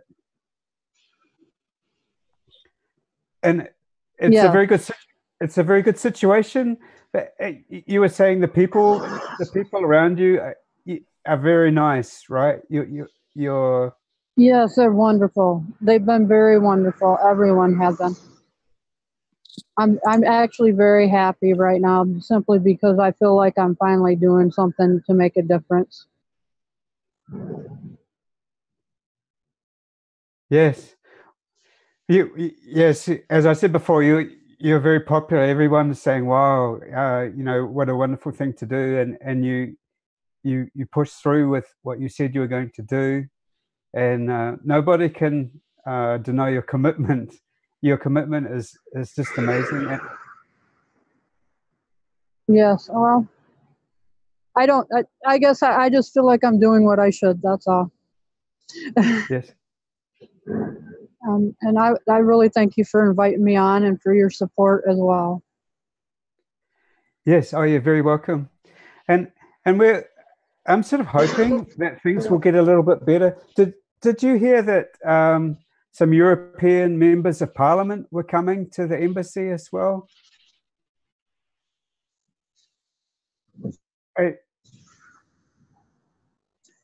I don't know if it's going to make I hadn't heard that, but I had heard that they wrote letters. That there were like 30 German people. I don't either. I'm hoping. I think a lot more people are getting on board with this and realizing, hey, we have to stop this and end it. Yeah, certainly that was the message last night in our vigil with Dan Ellsberg and John Kiriakou and others. There was certainly a growing voice out there saying, hey, we need to actually act now, and we need to get there and make sure you do have the support and the people there. So, yeah. Yes, John Kiriakou is a great voice. I've spoke with him, and he is a great voice for Julian. Yeah, well, everyone I've seen on WikiBees has been wonderful. Yeah, and on the Unity for J Vigil. Yeah, there's been some fantastic voices out there, and what we can do is amplify their words and send them out. Yeah, and you've also been helping a lot, even when you were just tweeting. That was getting a lot of attention for Julian, wasn't it?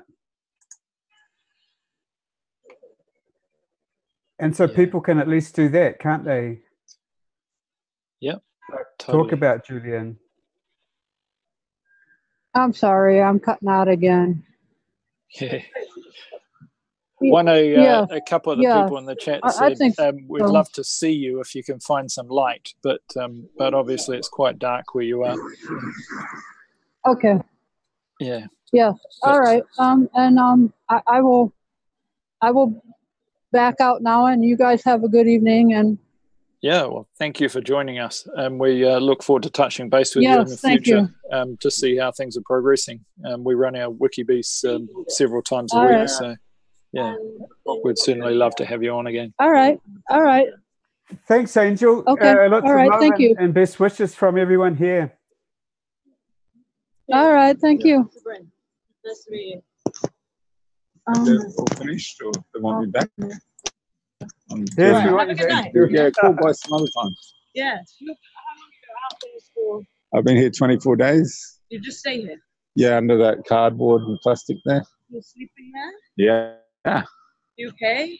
I'm all right. Cold. I always look like this. It's cold, man. Yeah. No, it's like being entombed in a little space. I'm just talking to a passerby here. All right. It's fantastic to chat. I think. It's a choice. Hello, passerby. I think they're in New Zealand, but they could be anywhere. It's the internet, you know. Hey, man. And wherever you are, all over the world. Yeah. Are you staying warm? Yeah, I'm all right. Sure? Yeah. I've got ski pants on. Friend lent me these ski pants. So you're sleeping here, over there? And this is an authentic New Zealand shearer's shirt. You're sleeping over there? And it gets cold. Yeah. Are you warm? A proper swan dry. Yeah. Sure. Yes, I sleep about 4 hours at night, 2 hours during the day. Okay, well, It's good. stay warm. Yeah? Thank you. You sound like my mother. Don't worry about me. You're doing it out of solidarity, you know. Yeah. No, I was going to say Keep it real, like Ali G says. All right. Have a good one. God bless you. Take care, yeah. All right. Go now. Come again, though, Sabine. Okay. I always say that. It was nice to know sort of a real time what goes on for you. Yeah. No, it's a really beautiful moment. With, such a variety of people. Like one guy, a guy about my age with a thinning mohawk walked by today, and he was Welsh, and he was in a band called Flat 13B that didn't quite take off, and he had a good chat with him. And last week there were Welsh travellers here, a family of Welsh travellers, and I never knew that ethnic group existed. I know a lot of Irish travellers, but and they were very moved by the whole thing, and the young boy especially kept asking questions, and they came back the next day as they're leaving town to say goodbye, and that was very sweet. And there was a young woman I met from a Middle Eastern country, and she was studying law in the summer, and now she's graduated and she's trapped in corporate law, so I'm trying to rescue her. So I went and had a word to some friends who run a criminal practice, and so she kind of comes along and takes our battery and charges it, brings it back, and then her friend came down with this huge, beautiful blanket for Angel Fox the other night. So that was helpful, and a lot of people from local area bring food, and it's like the kingdom of God is all around us. Community is all around us. We just have to get on the right frequency and have the right attitude. And even the Mensa woman is obviously very disturbed, and she ended up being a beautiful singer. She's keeping us on our toes, but so there's a lot of good people around. A lot of people have been through a lot of trauma. Like this guy I met the other day, his father was murdered in Bosnia, other guy. One guy has done 6 years in jail, and he'd be, I would think, he's from Glasgow, so he was in a lot of gang violence up there in the 70s and 80s, and he's doing very well for himself. I don't know how. And another guy, he walks by every day. He did a couple of years in Brixton and Wormwood Scrubs, and he's a real ducker and diver, a real cockney. And I said this morning, I was setting up, I said, you're up early. And he said, the early bird, gets the worm. So I'm quite literate. Because there's a sign here on the embassy. It says, bicycles left here will be removed and disposed of. So we put dissidents across bicycles. So red dissidents left here will be removed and disposed of. So on the back of Istanbul, hopefully that won't be the case. But and then we found this Santa sack and then made up a sign, let's give the Assange family the gift of safe passage to their loved one this Christmas. So you can't argue with Santa Claus, really. So we just made another one today. Give Santa Claus safe passage into London. Give Julian Assange safe passage out of London. And I was going to add about a hostage swap, but then I was advised against that. Probably wisely. So yeah, just looking. There's most of the stationery stuff I use and jars for candles from bin bags that they put outside these elite apartments. So being a Catholic worker, we're into dumpster diving. So I found a couple of weapons gloves, and I go through the bins, and I found a mankini, just like Barat had, and all the cologne. It's probably a bit cold for a mankini there. Yeah, I've got to send it to a friend. Yeah, I got a little box. It's some perfume called Bourgeois, so I'm sending it to an old anarchist friend and putting the mankini in that little box. And he lives in Nimbin now, so I said, yeah, the Communist Party, right? You're just bourgeois. So, anyway, keeps me amused, and and hopefully it'll help to free Julian Assange. Yeah. We found a photo of the centre. Yeah, there you go. Yeah, they're great. Yeah, so I found a lot of plastic. So I've been wrapping everything in plastic because of the weather, and found a pallet here. So yeah, it's all good. All good in the Knightsbridge hood, except for the ongoing detention of Julian Assange. And, so yeah, just encourage people to come in and chat and see what they can do for him. And wherever you are, you can always write a letter to Julian, care of 3 Hands Crescent, Knightsbridge, London. And they used to write letters to Gandhi, India, and it would get to him. So I'm pretty sure he could do that with Julian. But, they got to do something with the mail when they get it.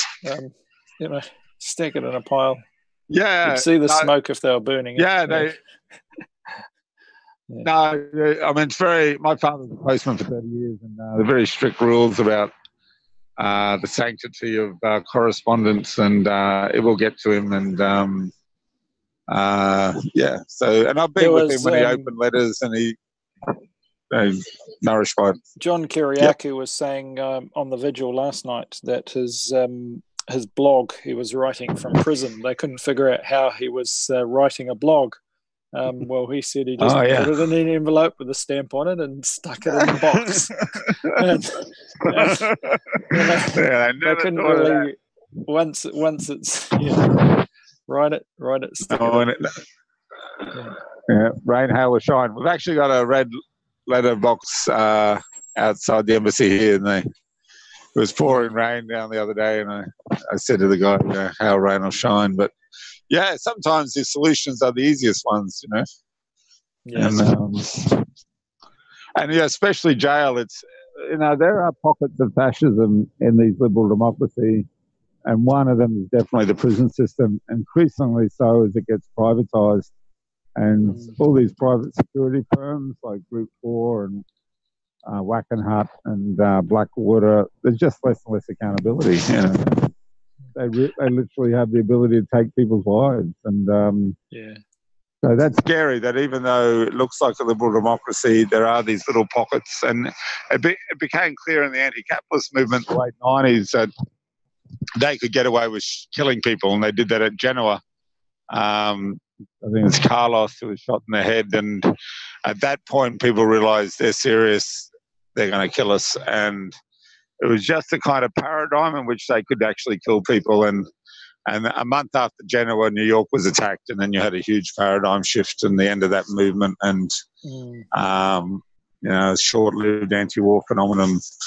But so there's always these seismic shifts going on, and at the moment it's Brexit, and it's nuts. It's an impossible equation for the British government to work out. It's just impossible. So it's a real kind of slow motion collapse of their elites, really. They go hard Brexit, there's going to be a huge recession. And obviously, like in France, that movement just appeared overnight. Like things can happen, things can change quite rapidly. And, Yep. Yeah, people have been speculating on how that's going to affect Julian. The fact that Theresa May, Prime Minister, is just hanging on, and maybe Corbyn will take over. Yeah, you'd like to think that's a possibility. Like Theresa May just had a vote of no confidence within the party this week, and in terms of rules, they can't do that for another year. So. Yeah. And then she got a vote in Parliament, went back to Europe. Europe offered nothing new.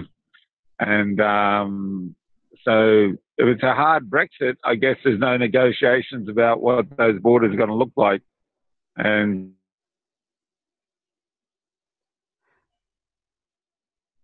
I'm not sure if you cut out. I'm not sure if you've cut out, Kieran. So Theresa May survived the vote of no confidence. So she's Yeah, she's in a strong back. position now. Well, still embattled. Yeah. But she survived the vote of no confidence, so she's still in there. Because that was considered a hope for Julian, that if Jeremy Corbyn came in, that he'd be in good shape. Yeah. And the DUP saw that as a rocky road to Dublin unification. And it's ironic because that's what the Scots want. They want to be both, they voted against independence. Yes. So the DUP were offered this deal where they could be both British and European. And then and that's what the Scottish want. When the Scottish voted against independence narrowly, they thought there'd be in the UK that was part of Europe. And so they'd like what was being offered to the north of Ireland.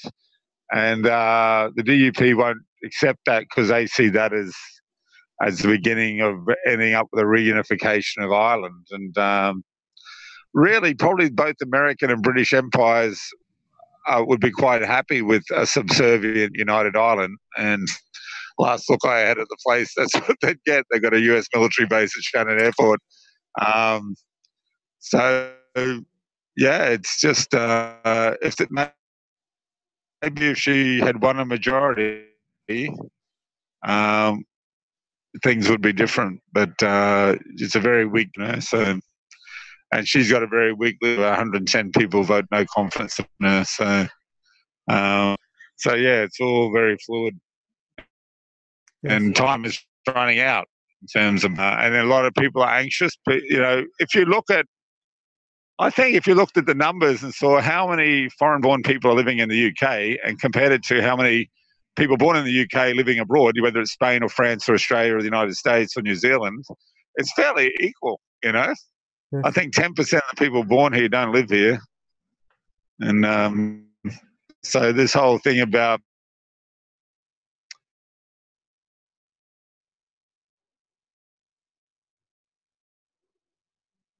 You've cut out, Kieran.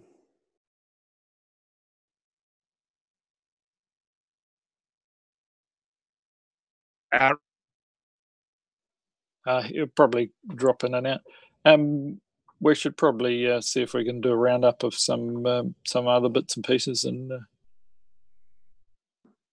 yes, okay. We haven't heard much from Dave. Is Dave back, or was Christy going to say something, or just joining us?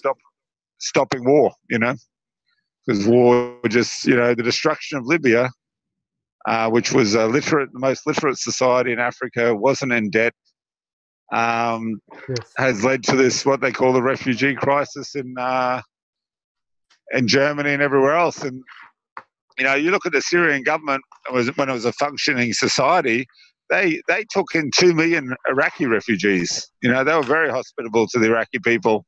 I have a friend in Brisbane who lost an arm in the Iraq-Iran war, and then was shot 5 times in the chest by American soldiers when he was unarmed and as a church worker in Baghdad. And he was fixed up in Syria. He went to get medical treatment in Syria. They saved his life, and now he's in Australia. And so, to complain about the Syrians, well, the Syrians actually took 2 million refugees that the United States and Britain created by destroying Iraqi civil society and invading the place. And so, but we live in a kind of United States of amnesia. It's like Vietnam never happened, or Iraq never happened, or it's like goldfish. Get to one end of the tank, turn around, and it's a whole new tank. And we have to continually learn from our mistakes as a movement, because you can bet the military-industrial complex, they learn from every mistake they make, and every mistake we make. So. Well, what I have to say, Kieran, thank you so much, sir, because right now the United States, we're just realizing how just asleep we have been for so long. I mean, the United States Congress, they're basically using air fresheners to clean up the smell of the dead body at this point.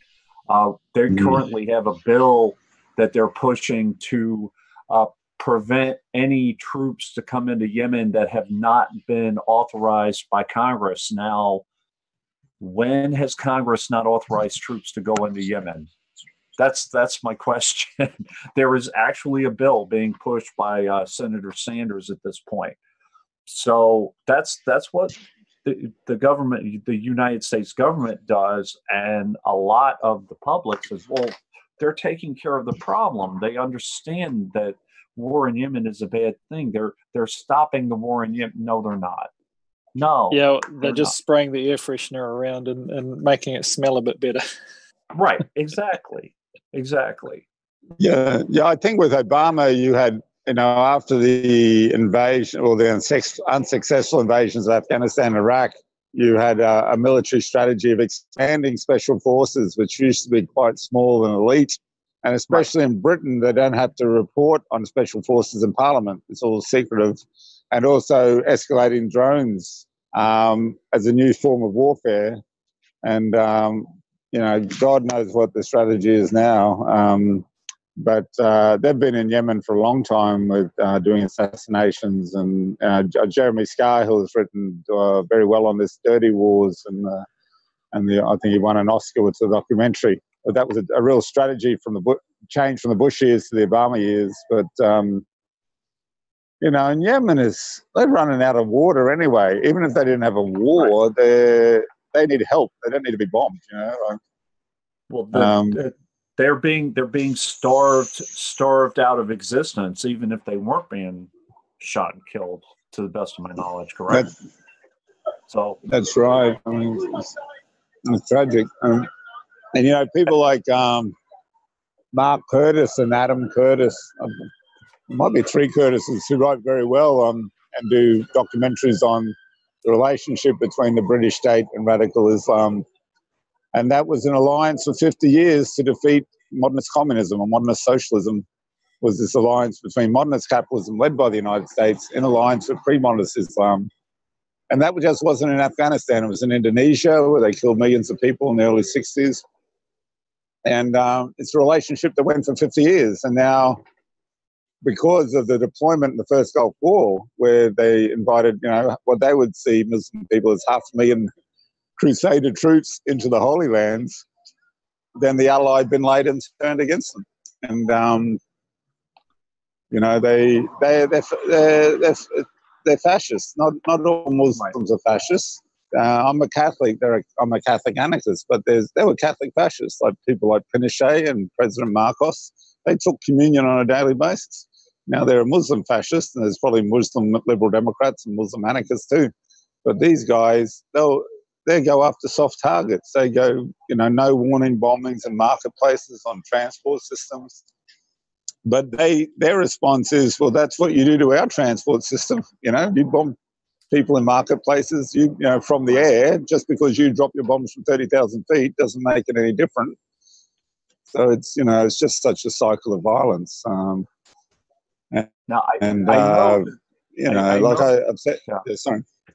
sorry. I know that Sean Westmoreland talks about this a lot, but obviously the use of drones is being pushed more ever since Obama. I mean, at this point, for Christmas, you can buy your own spy drone, but how is the next game to be able to, for citizens to be able to buy their own weaponized drones?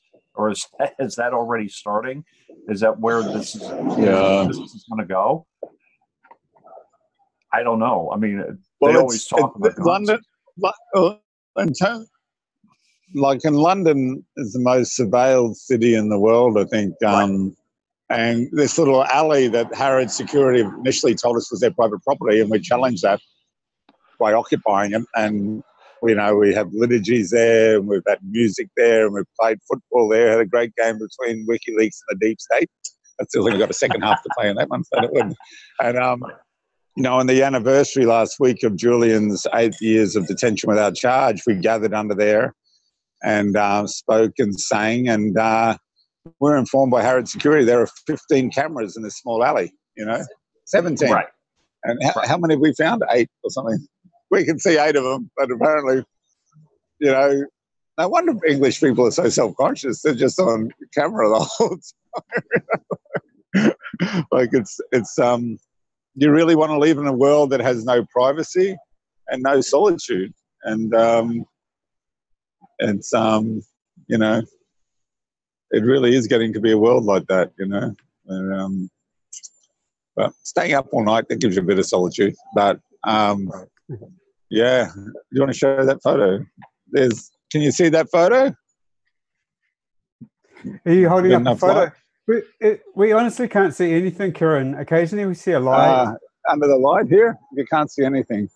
No, I've just given up on your camera. Maybe we can get a new camera for you. No. Oh, yes. Don't move. No, finally, we can see something. Yes. Okay, I can see it now. Show it. So, don't move the phone. Okay, this is the deep state team. Is it somebody? That's before kickoff. Yeah, one's a zombie, but the rest of us, who's in that photo? Another guy. That was in the summer. We've got a Hungarian player there. An English fella on the left, and the other guy was a Walking Dead. Well, he wasn't walking; he was just a dummy. Yes. So yeah, so they had these huge roller doors. Should we take you for a walk? But you can't see anything, huh? No, it's too bad. Who's okay? Actually, you should get Joanne's camera. That alley, which is a small alley outside Julian's bedroom, and the Ecuadorian embassy, which is just on the ground floor, and it faces Harrods loading bays. So there's 10 loading bays that trucks come down and do a quick turnaround, but it's huge. And that building used to be a Crown Court, and now it's Elite Apartments upstairs and Harrods storage downstairs. So. Yeah, so, you know, we often get in trouble with Harrods, but you know, a lot of them are quite reasonable to work, the guys. But they're like, I was trying to dry clothes off the building the other day, and this guy came out and said, "What's this?" And I said, "I'm just trying to dry my clothes."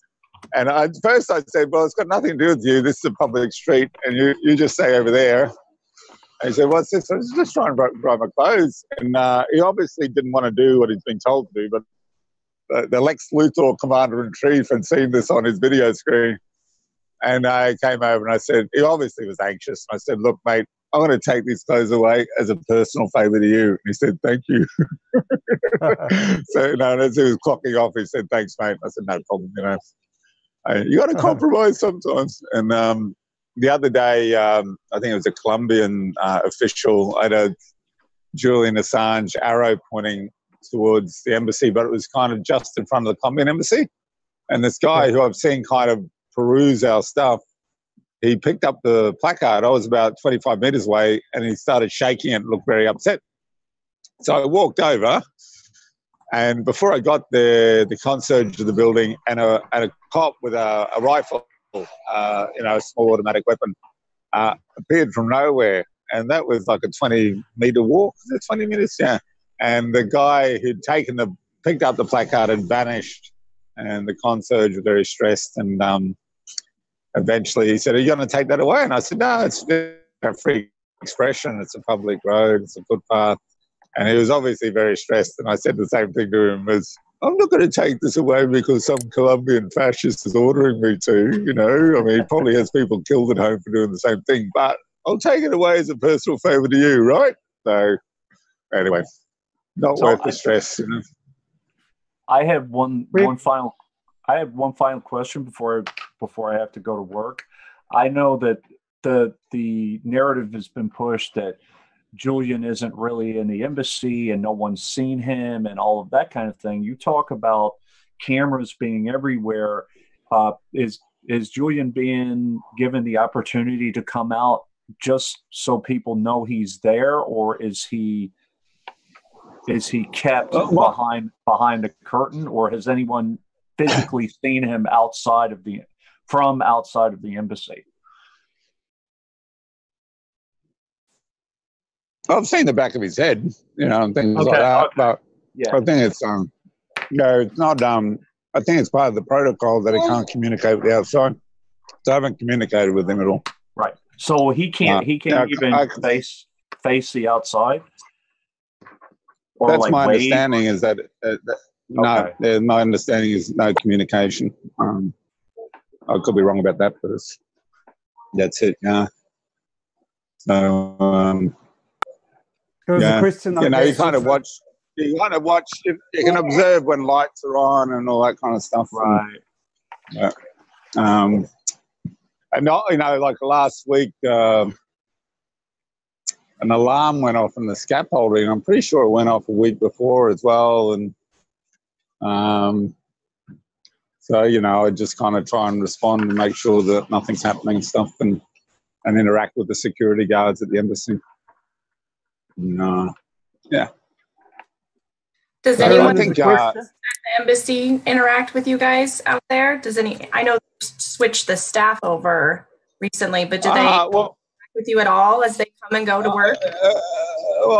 Kind of wave, and but they've seen me around for 6 years, so no, not exchange words, no, not really, and it's more just nodding and waving, and as do a lot of people who might know what we're on about or agree with what we're on about, have respect that we've been here 24/7 for 24 days, especially when the weather's this crap. So, right. Initially, like, there's a lot of chauffeurs on this road, there's sex workers, there's all sorts of people. And that once they see you after the first week or 2 weeks, they know you're serious, and, just try and be pleasant with everyone, and there's no helping anyway. I mean, I've lost my temper here with security and cops, and that's pretty self-defeating, really. But I get tired and grumpy. I'm getting old, and and there's always room for reconciliation. Like some guys Harrods guys have had run-ins with. We've chatted later and all that kind of stuff. So, having played a lot of football in my time, at the end of the game, just shake hands and go to the pub, I think. But yeah, I mean, it's not our role to. There are other people doing the legal support and the media, and our role is just to be visible out here. And it's been difficult, as I've said before. It's kind of, you're working for 8 years on a needs-to-know basis with known knowns, known unknowns, and unknown unknowns, and you just hope you're not doing the wrong thing. You just hope you're contributing to a bigger picture that you're unaware of. And we just hope and pray and keep acting up and speaking out. And we've got a young fellow here who's joined us, Kyle, and he's been speaking at Hyde Park Speakers Corner for 4 years, and he's been bringing people down in the evenings. Once the Speakers Corner winds up, like 1 week he brought 8 people down, and they had a circle, and each spoke to the questions of free speech. And one assumes that Julian can hear this. It's under his window, under his bedroom window, but there's no direct communication. You posted a video of the Catholic workers together in a circle, and he was one of the speakers in that, was he, Kyle? Yeah, that's Kyle. That was, I mean, it's Catholic Workers and Friends, and that was the 8th anniversary of Julian's detention last Friday before last. And that's right. So we got there. We had, Joe did some singing, and we had a Colombian man there who'd been actually shot by a death squad in Colombia in the 80s, and that people from Brixton and Essex and Hammersmith and Ireland and Australia and Hungary, and so a good variety of people. But it's always nice to have more people, but you just do what you can, and obviously there's been events the last week or two, court appearances in Ecuador and also in the United States. So just, try and remain abreast of all that. And then, kind of second guessing what the significance of the president being out of Ecuador is, the changing of the guard in terms of ambassadors. It's all it's all speculation and guesswork, which is kind of stressful. And then it's a bit, I tell our people, you know, because we enjoy each other's company, and obviously humour is a way of de-stressing, but I tell them about the series MASH, you know, as they're all pissing around in the Korean War, having a good time. But as soon as they hear the helicopters, the choppers, they all get very serious and very focused on the wounded that are coming in. So we have to go from that building community, nourishing each other, you know, joking around a bit to sustain ourselves, and then focus very clearly when the cops come or something happens. And so there, that I was trying to get him to watch MASH and find out how that works. But, yes, yeah, probably so, most. you know. So yeah, you have to go very, very serious very quickly if there's any kind of sense of threat. And like, we had a couple of people trying to steal stuff today, and then we had the woman who's quite disturbed. We might probably have her again tonight. And then we have the cops with guns, and then we, you know, yeah. So it's important to maintain a non-violent discipline, and yeah, and then integrating new people like Angel Fox, just getting to know her a bit more, and she obviously has a very different constituency, and which is a good thing, you know. And as a guy I know from Ireland who was in a big rock band in the 90s, Hot House Flowers, Liam, we just learned he was playing tonight in Hammersmith. So Kieran from Ireland, he's gone to the gig, and he's going to see if Liam will come down and sing a song outside the window. So we just kind of use those opportunities. Liam's a good guy. He was very active in the anti-war stuff in Ireland and with the homeless. Liam O'Malley, I'm probably not pronouncing that correct, he's an Irish speaker. And Hot House Flowers was the band. And actually, the lead guitarist's brother was one of my prosecutors in Ireland at my 3 trials. So it's a small country. But so they're playing the Irish Centre tonight in Hammersmith, I think. So hopefully he'll drop down after the gig or tomorrow or something like that. Yeah. Yes. And then some people have the talent to film this and edit it. Yep. Question from Carrie Ellsworth. Question for Kieran. Has Julian been able to see his lawyers?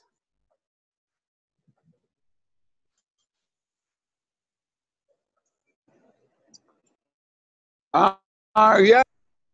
I believe he has, yeah. I mean, I've seen lawyers that I know who are involved leave the building. So I think in prison you probably have more right to see your lawyers if you're in prison than if you're in this situation. But I assume he sees lawyers, yeah.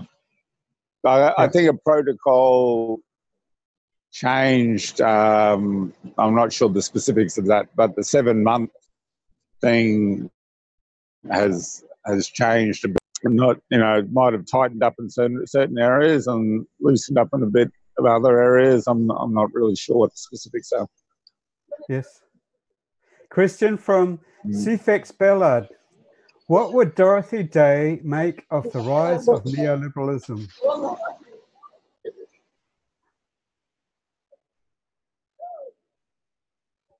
I'm very upset with the president. What would Dorothy Day make of neoliberalism? Yes. Is that the question? Yes, okay. It is. Well, one thing I wrote an article basically in solidarity with Julian and Chelsea. There was a debate earlier this year that I accidentally kicked off within the Catholic Worker about property. Some people call it property destruction, other people call it non-violent disarmament. And I wrote a piece coming out of that debate. And the present editor, Joan Kennedy of the New York Catholic Worker, extracted every reference to Julian Assange and Chelsea Manning from my article, which was the main reason I bothered to write the article. And I was first published in the Catholic Worker, a New York paper started by Dorothy Day in 1986. And I think that's the last time I'm going to be published. And that, to me, that's outrageous when you consider Dorothy Day was jailed as an anarchist suffragette opposing World War I. I met a woman actually who spent a month in a cell with Dorothy in the 1950s, a Jewish woman from the Living Theatre Company, quite a big company in the 60s. So Dorothy always had a very strong empathy and solidarity for anyone in prison for peace and justice sake. One of her favourite writer was Dostoevsky. And Dostoevsky, I think, spent 10 years in prison, escaped from 2 or 3 of them. And it was Dostoevsky who said, you can judge the quality of a society by the quality of its prisons. And I think, too, you can judge the quality of any kind of social movement by how it treats its prisoners, you know. And I actually took John Cusack in to meet Julian, the actor John Cusack, whose father actually shared a college dorm room with Phil Berrigan for 3 years after World War II. So there's a long relationship between the Berrigans and the Cusacks. And as he was getting into his limo, I said to him, you know that part in Con Air? Have you ever seen Con Air? It's an action movie with Nicolas Cage and John Cusack.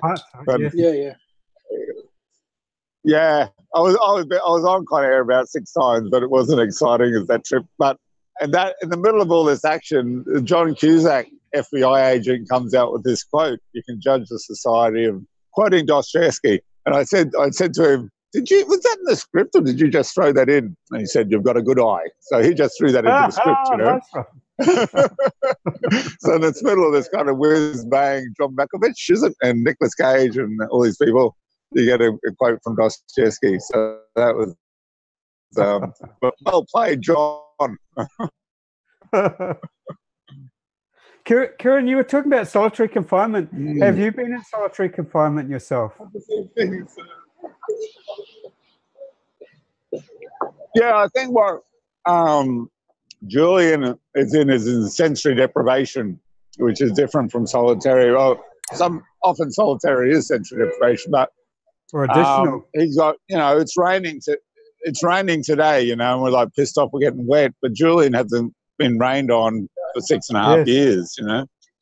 Even in solitary, you'd be put out in the exercise yard for an hour and you get rained on, or you feel the heat and the cold. So this sensory deprivation, this lack of being able to see more than 5 meters affecting his eyesight,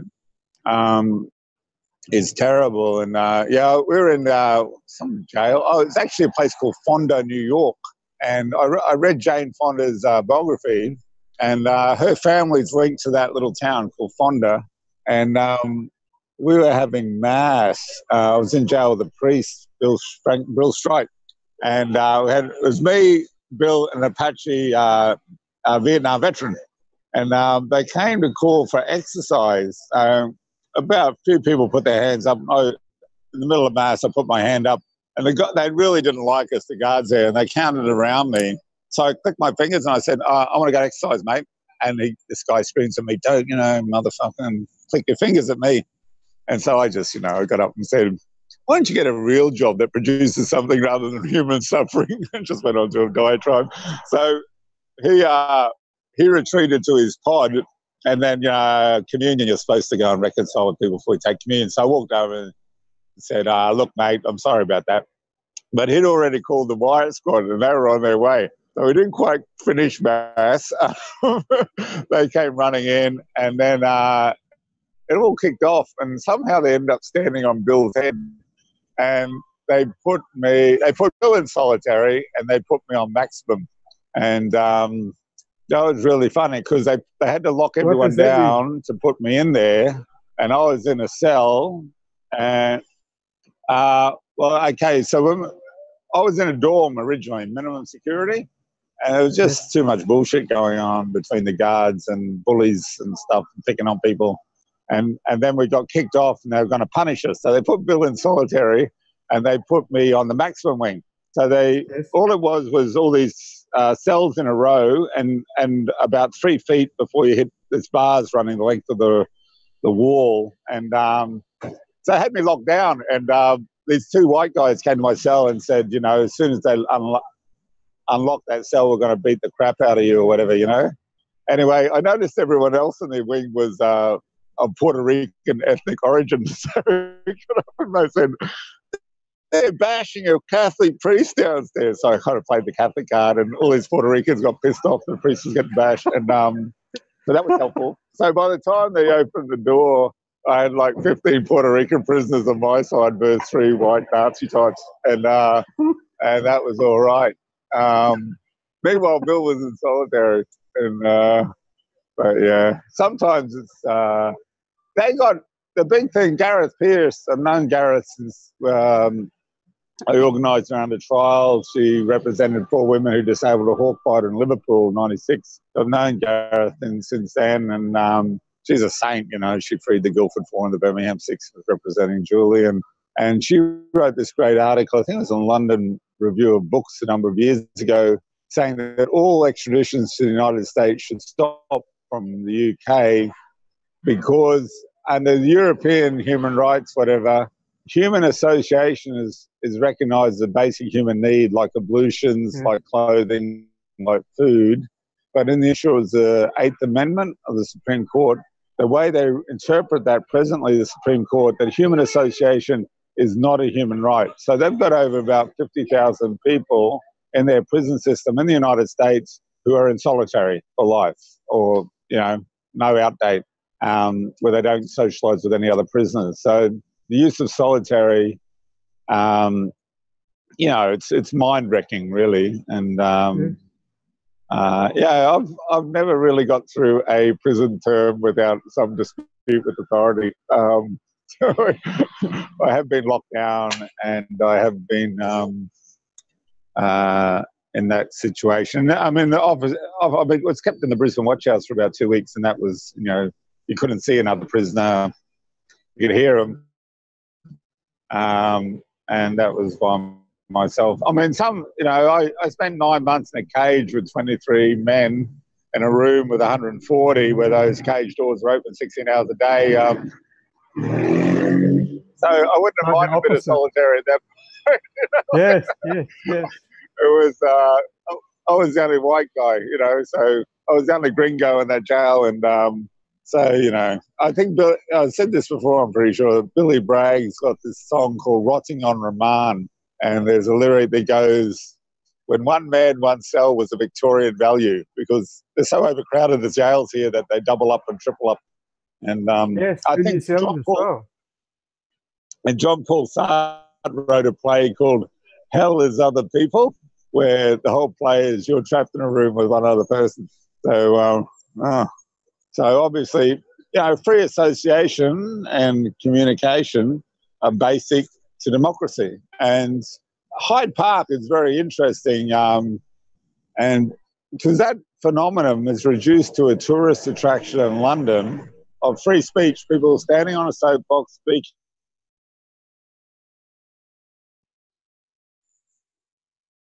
You've cut out, Kieran. Yeah.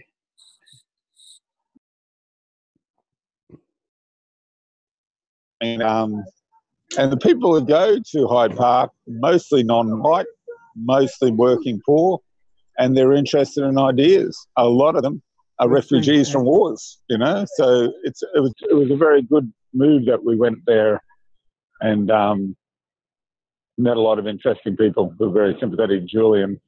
We were going to Queen's Park Rangers football games, but obviously the Hyde Park investment was a better use of its time. And it's walking distance to the embassy. It's like a 10-15-minute walk. So we're on the, you know, from about 250 metres from where I'm standing is the beginning of Hyde Park. And then the Speaker's Corner is over near the Marble Arch tube system. Yeah. So they've probably got Winter Wonderland in the middle of it at the moment, but yeah. So it's too cold. Actually, we went up there to have a Catholic, in the summer we went up to have a Catholic worker meeting after vigiling here, and we got interrupted by Roger Waters, who was playing a gig there. Okay. This is the first Catholic worker meeting I've ever been involved in that's been interrupted by Roger Waters. But he's been doing really good work, spreading the message of free Julian in his gigs in South America and elsewhere. So, yeah, you know, it's you just got to get people to do stuff they're already good at, and it's effortless for them, and it's less stress. And that he introduces Julian to his gigs is a really good thing for him to do. Oh. Yeah, I was hoping that he would play in Hyde Park for Julian again. If you're listening, Roger. Yeah. If you're listening, Roger, come and sing under the window with Liam from Hot House Flowers, hopefully. All right. David Rovics did a whole gig outside here in the summer, and John McLean, a local blues. So, the idea of people coming singing under the window, I think. David, if you Google it, David Rovics at the Embassy, he does a beautiful a cappella song of solidarity for Julian, very moving. And, yeah. Well, wasn't there someone who had their violin taken by police because he was playing under the window? You're cutting out, by the way. Still there? Maybe frozen. Not sure if you're good now. No, you're cutting out, Kieran. Okay. Yeah, it's just a bit intermittent. Good now, yes. Yeah, you're here and there. I'm probably going to have to wind up because a couple of people are about to leave. Yeah, but yeah, thanks for having me on again. Yeah, great to hear from you again. Always wonderful. Is there anyone else who wants to say hello, Kieran? I think we've exhausted the panel here. I'm just still being an angel myself here at the moment. Cool. All right, we'll let you go. Let's get another pass of boy. Okay. Always wonderful to have you on. Care. No worries. Good night. Thank you. Bye now. See you. Oh, that's always wonderful. We were hoping to have. I think that's the first priority, to always have people from actually guarding Julian in front of the embassy at London. That's ground zero, I think. Yeah. I was just looking on the Unity for J Twitter. There was a lady there making Christmas cards for Julian, live on Facebook. So okay. To see some of the efforts happening as we're speaking. I just posted it in the chat, I think. I'm just leaving the screen up from. Yeah, maybe just mute them. Mm-hmm. So I just mute. Do they really not want to be on? They're still there. Yeah. She probably doesn't realise she's still on. There's Sylvie. Hi, Sylvie. Sylvie.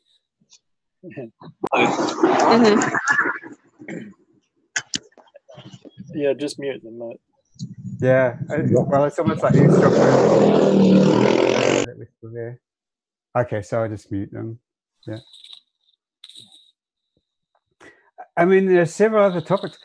I actually I wish we'd talk more about the European members of Parliament. Yeah, well, we did have a brief discussion yesterday about it all. Yes, I would actually like to. I love your efforts to thank them personally. That's a great idea. We all got shadow banned for doing that. Yeah, I know. I saw that discussion.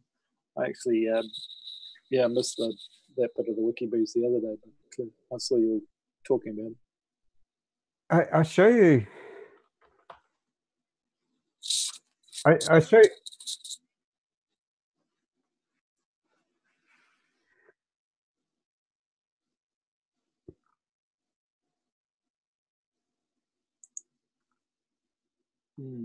Oh, okay. Did you thank the people who wrote the letter, the MPs who wrote the letter? Oh, okay. Maybe they're scared of you. Yes.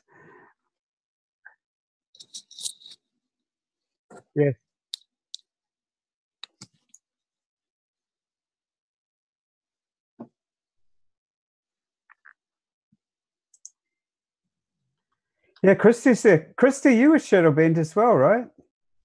I don't think I was, but I mean, I follow Paula and Kitty and Lando and normally see their stuff in my feed pretty easily. And I didn't really see them unless I went to their their Twitter. And so I was trying to retweet them, and yeah, I don't think I got shadow banned, but I haven't actually composed those tweets. I was just retweeting at that time. I want to try now. Okay. Everybody's out of the shadow ban to try it again and see if it happens.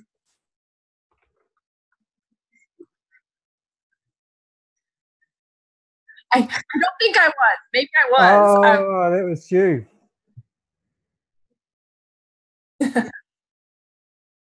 That's why I thought it was you, Christy, because Kitty said. So I'll show you. This is the tweet that I did to Twitter support and Jack, who runs Twitter. Thanks for restoring my account. You'll need to make it a bit bigger, Bruce, if you can. Just bear in mind that we're on tiny screen. But yeah. I have to go. There it goes. Now I have to stop. Thanks for restoring my account. Please restore the following accounts. Still shadow banned. Paula, Lando Free, who's the German guy who's done a lot, and Kathy has shadow banned. So let's see. If I click on that, can you see the new screen? Good. Yeah. So this is how you can see if you're shadow banned. You go to shadowban.eu, Kathy Vogan. Yes, she's got a search ban, another search ban, not a thread ban. But she wasn't banned before. She was banned during the vigil. She was doing live tweeting and she got banned, shadow banned. So that means nobody can see her tweets. So the thing is, it's not just one person, it's a whole lot of us. So that's Paula. And didn't we discover that the Unity for J account is shadow banned as well?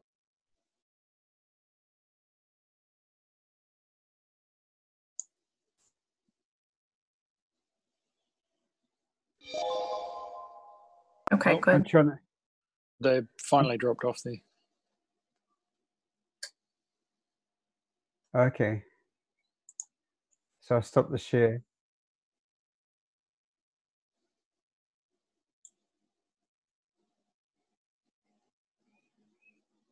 Oh, okay. So all we did was tweeted to the German MPs, mostly German, but the European MPs who signed the letter for Julian, and we got shadow banned for it. Yeah. It's pretty instantaneous after, I mean, within hours of those tweets starting that they got shadow banned.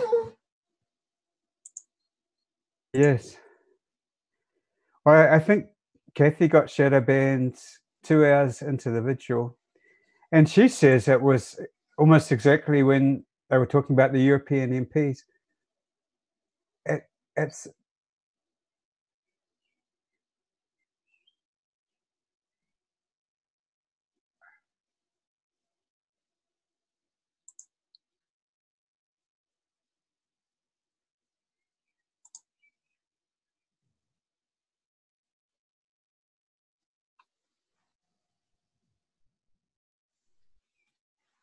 yes. I would like to share a little bit about the vigil, about this, the MPs, because I found it was important, or at least I think it's important. This is when a lady called Diane Beretti came on. So this is the vigil that happened yesterday, and this is Diane Barreto, who is she's in Berlin, and she's a very well known and very active activist, very well respected, and this is what she said about the German and the European members of parliament. And I'll just play a minute or so, because she says that they're going to come over to the embassy itself, and they're prepared to take vigils. And also she said they applied to the Ecuadorian embassy to see Julian, and the Ecuadorian embassy said they couldn't, and then they told everyone that they weren't banning them. And the upshot was that the Ecuadorian embassy got embarrassed for lying about whether they were allowed to see Julian, and said, "Oh, sure, okay, you can see Julian now." So I'll just go ahead and play. Expect to have others, but we will publish the other names once we have convened and after they have gone to London. And I have just heard that the Ecuadorians are very keen because they were embarrassed or concerned about their public image because they had denied and had lied. Stefania Marizzi from Italy had reported on this, and I believe that WikiLeaks had also published this, that the Ecuadorians had denied that the German parliamentarians had sought to visit Julian, and now they're actually saying, "Oh, please do come and visit him." So, of course, this is a critical juncture right now, the holiday season, and everyone, of course, is going to be distracted with their families and the holidays and so forth. But they're still willing to go and visit him, willing to take part in vigils, speak out, and do whatever they can to make sure that this is not lost from the public view right now. And they will continue to visit in the new year, and they will continue to submit visitation requests. These are all Germans, or it's a mix of other countries? I don't think I should comment on that right now, but at this point, we're talking about German parliamentarians. So that was just a short clip that I wanted to share because it's important. So it's the 36 people who signed the letter. A lot of them, it sounds like, some of them at least, are committing to visit Julian in the embassy. They're committing to take part in vigils. They're committing to speak out. They're committing to do whatever it takes, she said. These are MPs. These are members of parliament. And they're committed to do it even into the new year. So it sounds like they've decided enough is enough. The world's most important publisher is being held in solitary confinement in the heart of Europe, and they're not going to stand for it anymore, these MPs. Green MPs and progressive MPs, mostly from Germany. And so if politicians are starting to talk about Julian Assange and starting to visit him and starting to attract attention, I do think that's a game changer. That's huge. I was just saying that is huge to have a number of politicians not only speaking out for him, but going to see him. And that's more people to talk about. Yes, he's in the embassy. Yes, this is, there's a lot of rumors circulating that he's not there anymore, and he's somewhere safe. So nobody has to get involved and care about his situation. So yeah, that's a big game changer.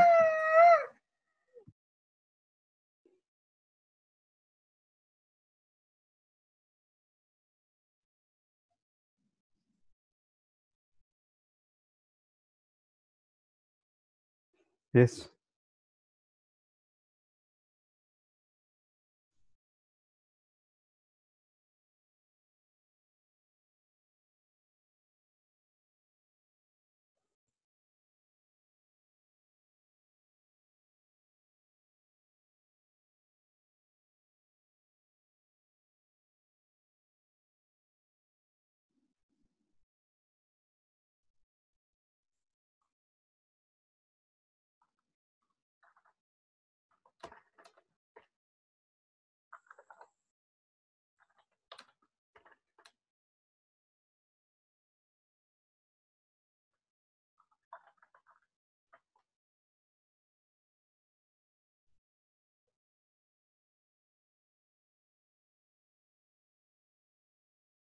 Yes.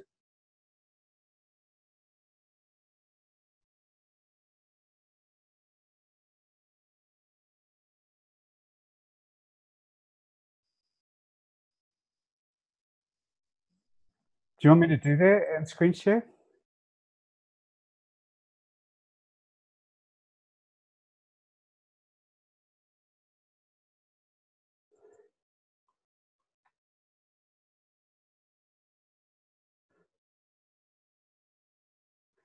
Okay, so I've gone to Korea's account and I'm going to screen share it now. So this is the account of the former president of Ecuador until May of last year. He's the one who basically rescued Julian and gave him political asylum back in 2012. So a long-time friend of Julian. And so I'm just scrolling down his account. And looking for what? Sorry, Kitty?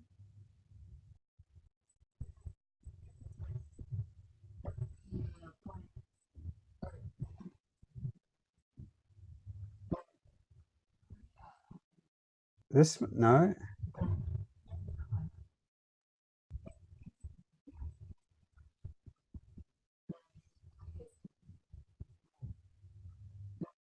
Maybe have a look in the media tab.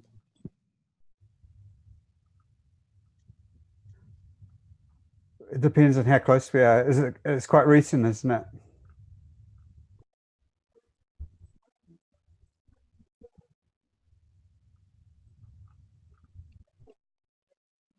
Maybe go to Kitty's. Did you retweet it, Kitty? Is it easier for you or?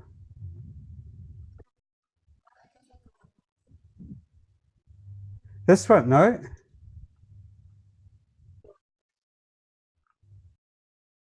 This one. So is it a GIF with subtitle? This is it?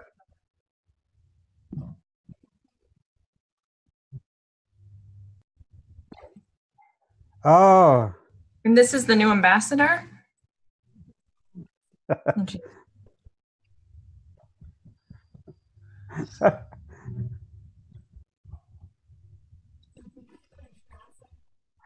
Yeah, I'd love to.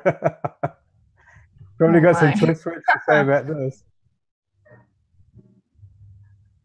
Seeley must be his nickname. Not only that he has no legal appointment, he is an imposter, but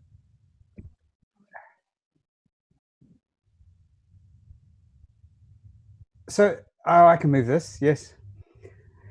But he was for years the right hand of Pollitt. But as yeah, he said he was coming on, so hoping he would come on, but normally if he doesn't, he normally leaves at 10 anyway, so he normally leaves after 2 hours. So he unfortunately he didn't show up today. As an instrument of persecution, he is kept in office. It's all a matter of time. So there he is going around.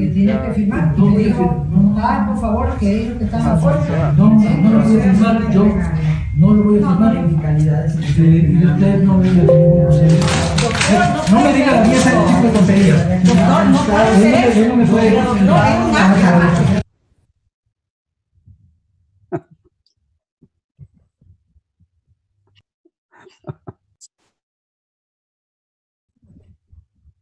Yeah, Jose will have to answer that one.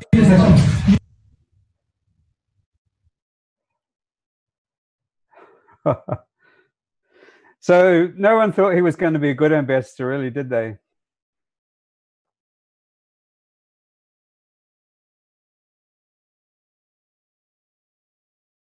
Yes.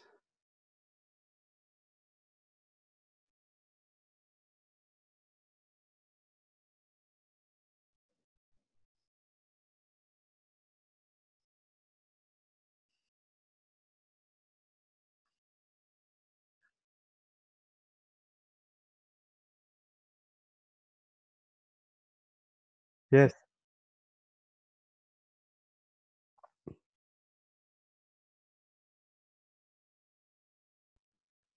Yes. We're already getting tense in the embassy, and then you add someone like that to it. It's not going to be a nice situation to live in.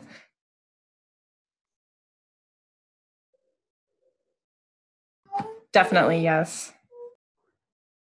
Yeah, they're doing what they can.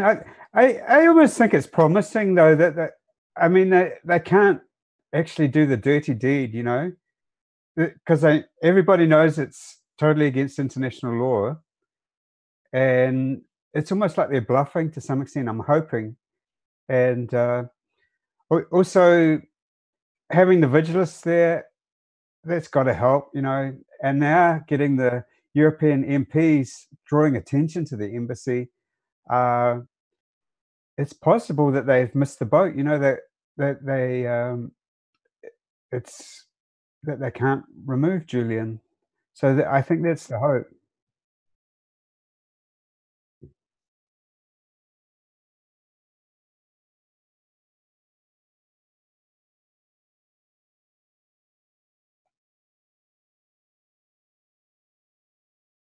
What happened in August?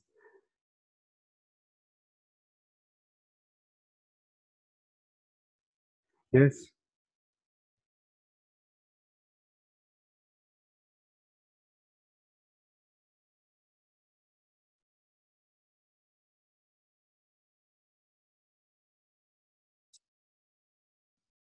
yes,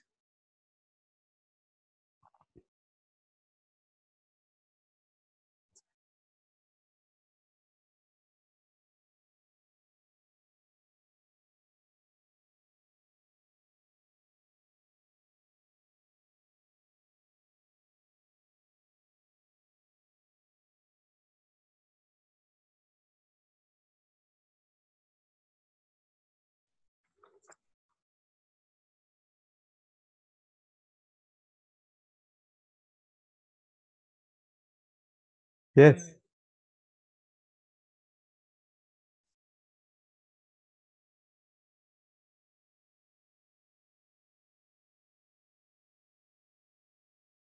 yes,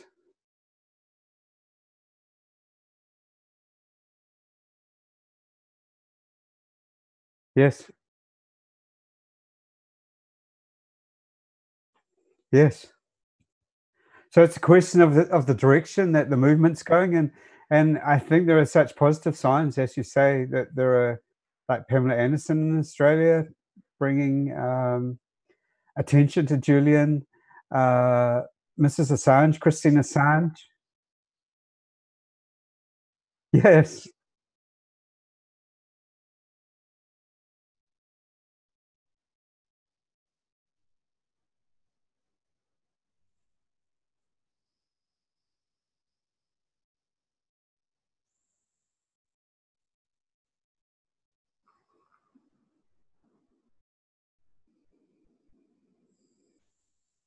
yes, yes. So it's wonderful publicity that she managed to get. I thought she was wonderful the way she handled that.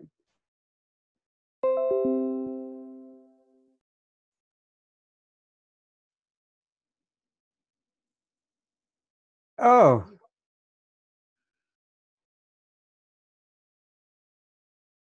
Yeah, all good. I'll jump back on shortly. No worries. Kitty, Paula says she can't hear you. I can hear you fine, but I'll ask.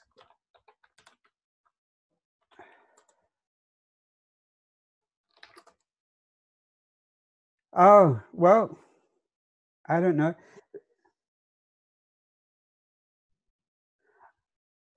So I'll ask on YouTube. Can you hear? Can you hear fine? Oh no, Paul says Kitty is muted. It's so weird. I can hear you. Check YouTube, people. Kitty is muted. He's talking to himself. I'm glad I'm not the only one. I'm not talking to myself. There really is someone here. Her name's Kitty. I can hear you okay.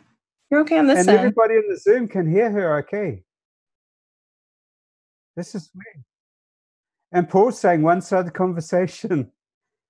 propaganda thing. I let Joe know. So how can that be, Kitty, that we can hear you?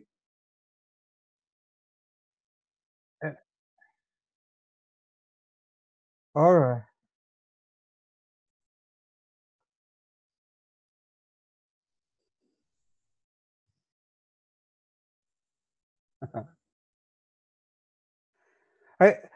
We're getting fairly close to the end, so I'd like to move on to another topic.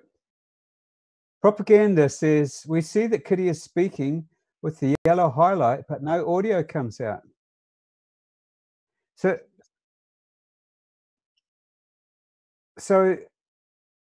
I think what happened is it pipes the audio through to me remotely, and when I dropped off, it possibly disappeared. So I may need to just rejig that, maybe. Yeah, because that's just weird. Bear with me. And MC Norman asks, and who is this who's talking to himself? There's no label on the screen. It's me. I can't deny it. I'm talking to myself. Kitty isn't there. Yes, yeah.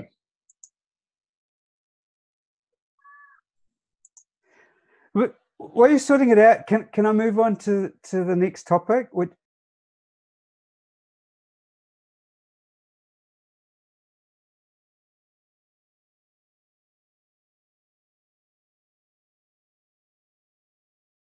On the YouTube. Might be just a matter of switching around. Brian Cosby says I hear Bruce and Joe. Yeah. So in theory, we can now hear Kitty as well. Can you just talk, Kitty? Oh, Paul says I have not heard Kitty at all during this WikiBees. I wonder. So you have individual audio levels. So where are you talking? Are you talking on your local computer that's got the Zoom here, Kitty, or are you talking? Because I'm wondering.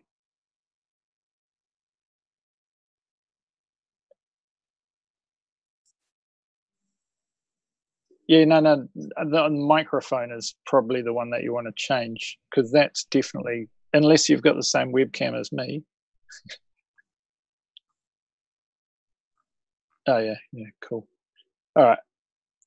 That's so strange that we can hear you, but it's not trans. Can you hear now, or is that just a weird echo? Do you want to speak, Kitty? Okay. Can people hear me now? Conceivably. I'm just wondering whether, because you're using the microphone on. I wonder if it's because I'm on the stream PC. You know what? I should have been logged in a second time. That's why. That's the difference. It's possible that it's possible. It's just a bit hard to use the audio but exclude the audio. Yes. They can hear you now. So all it was is when you're speaking, we need to have the microphone input unmuted here, because Zoom excludes your audio. Okay. Because it's you, right? Otherwise, you'd get an audio loop, and it just needs to take that a second time from there. Hopefully, that's all right now. Okay. So it's just unmuting that there. Perfect. I got that. Yeah, and just mute yourself and or something if you don't want to speak. Yeah. Yeah, I'll mute myself from here instead of the other place. Okay. Cool. Sorry, I've got a kid who's inherited some symbols. He's rattling them in the background. He's very excited. Okay, well that's good. We solved it. Yeah, no worries. That's all it is. So we've just had an apology from Jose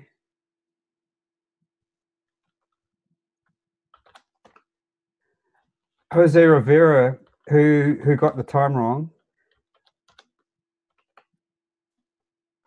And I'm just typing asking him if he still wants to jump on. He reports from Ecuador, we always love to have him on. But while he's deciding that, I'll screen share the next topic, which is something that we talked about last WikiBeast as well, and we're getting some progress on it. So this is the WikiLeaks account, and their pinned tweet is a good way to broadcast about Julian and his situation, particularly in the US. Free Assange supporters are printing these bookmarks and leaving them in books at libraries and bookstores. Well, it looks like WikiLeaks likes our suggestion that we made several weeks ago. Yes, it's wonderful. And shout out, for example, to Propaganda, Quinn Peterson, who's been putting them in bookmarks. So these were originally bumper stickers. Yes. And then that was your idea, Kitty, to make them bookmarks as well, right? Yes, I took a look at them, and Paula had mentioned that she had been creating other bookmarks. And I thought, well, gee, this would be a perfect bookmark for a library because librarians love the First Amendment. Yes. And so people have been printing these out, and you can get the PDF from Somerset Bean, and you can print them out. And Quinn Peterson was on in the last WikiBeast, and he had an arrangement with a printer and everything, and card paper, that he was printing them out for less than 1 cent a bookmark, which I'm actually quite surprised that you can get it that low, but isn't that cool? And so he went into the library for 2 hours and was printing out bookmark. Okay, but bumper stickers are also great. So going back to bumper stickers, Paula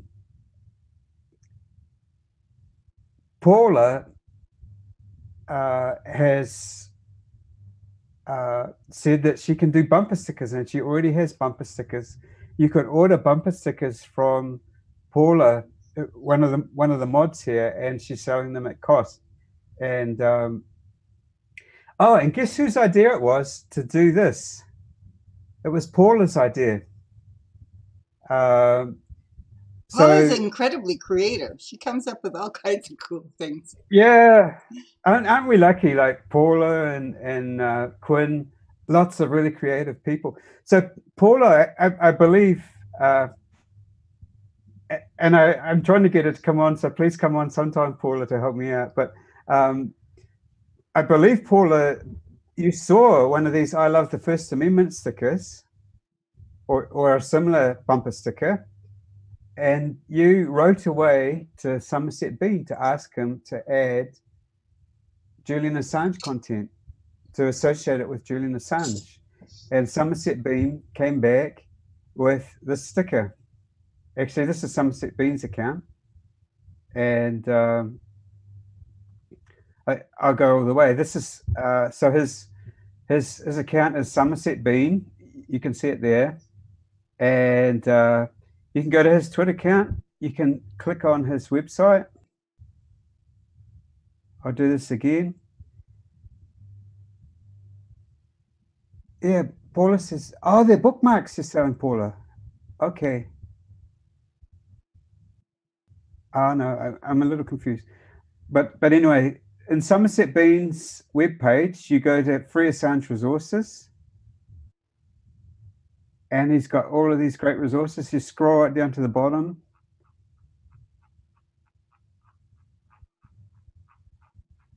Right down to the bottom. I'm just using my mouse wheel. And it's the last one. It's a bumper sticker. 3 times 11.5 inches. And Paula. Okay. Paula, I'm hoping you can hear me.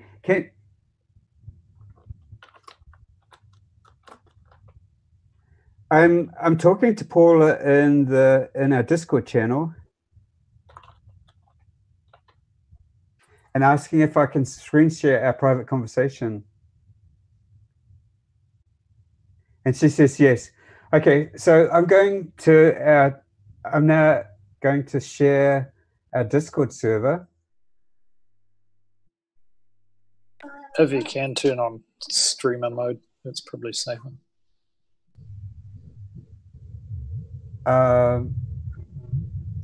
So I like to show this every time as well. This is our Discord work server that we all work from, and you can join up and help Julian Assange as part of the Unity for J movement by joining us. Go to unityforj.com/Discord, DISCORD, as it's written at the top there. And people who are somewhat familiar with it, I've gone to the individual people who I have direct messages with. This is Paula's one. And we've been having a conversation here about, she has bookmarks and she says, I'm not selling bookmarks. This is for those who want to make bookmarks.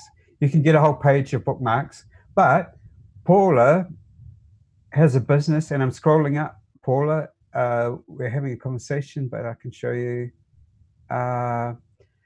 Paula has been pricing a round badge that's sticky and I think suitable for outdoors. And it's $9.86 for one.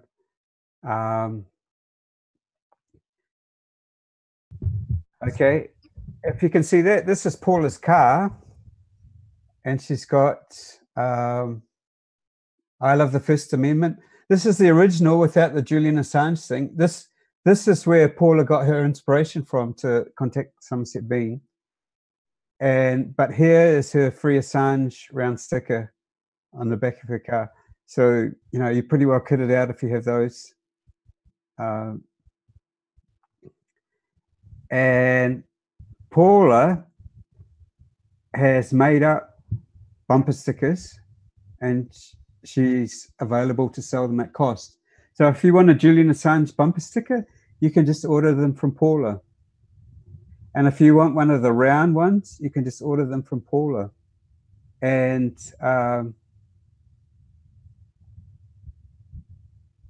you see, you're listening to this, Paula, I hope. She also has, in the conversation, we had a long conversation. We were trying to, I was trying to get hold of the details, but 50. She's deleted some of it because she changed her mind. So can you see this? Paula is typing. So we're going to see Paula's new message. Disregard the above. Uh-oh. I set up an Etsy shop to sell the stickers.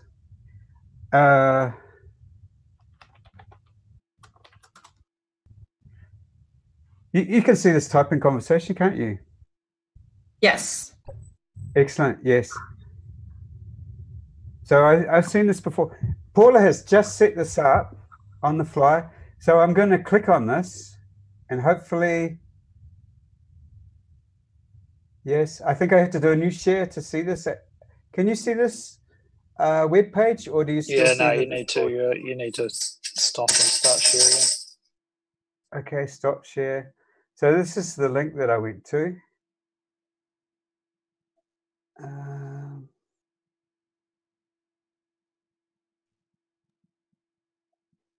And this is Paula's new page that she's just put up. And it's www.etsy.com/shop/freeassange. Shop owner is Paula. And this is what she's offering. A 4-pack vinyl sticker option. Now, these prices are in pounds at the moment, Paula. So no, they're just in pounds because you're looking at it from your location.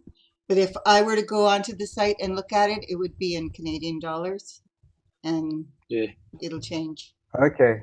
It uses your it must think that New Zealand is still pounds, but you're probably not logged in or anything. okay. Oh, I know what that is, because this is. Oh, never mind. So anyway, the upshot is that you can buy stickers and sticker packs. And these, Paula said, they're fine in the rain and the snow, good quality stickers. And Paula, can you just give us a heads up on the price? I'm not sure, it's showing here in pounds, but can you give us a heads up on the price? And also, is there an option of buying in bulk? So Paula's going to have a bit of a delay. Let's see. I'll get out of that screen share.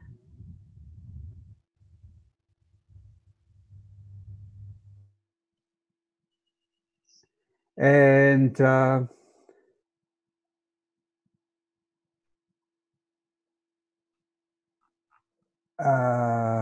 Paul is typing, but so we'll see. And while we do that, I'm just checking that whether Jose will come on, and Jose has a visitor. So Jose apologizes that he has a visitor, so he can't make it to today's WikiBees. So that's just to let you know. Okay, so Paul's giving a price. So it's $1.50 shipping.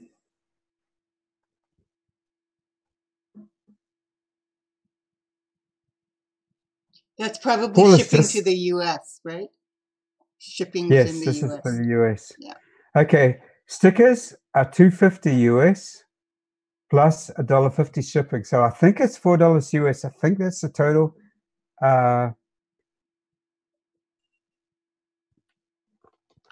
So I'm just checking.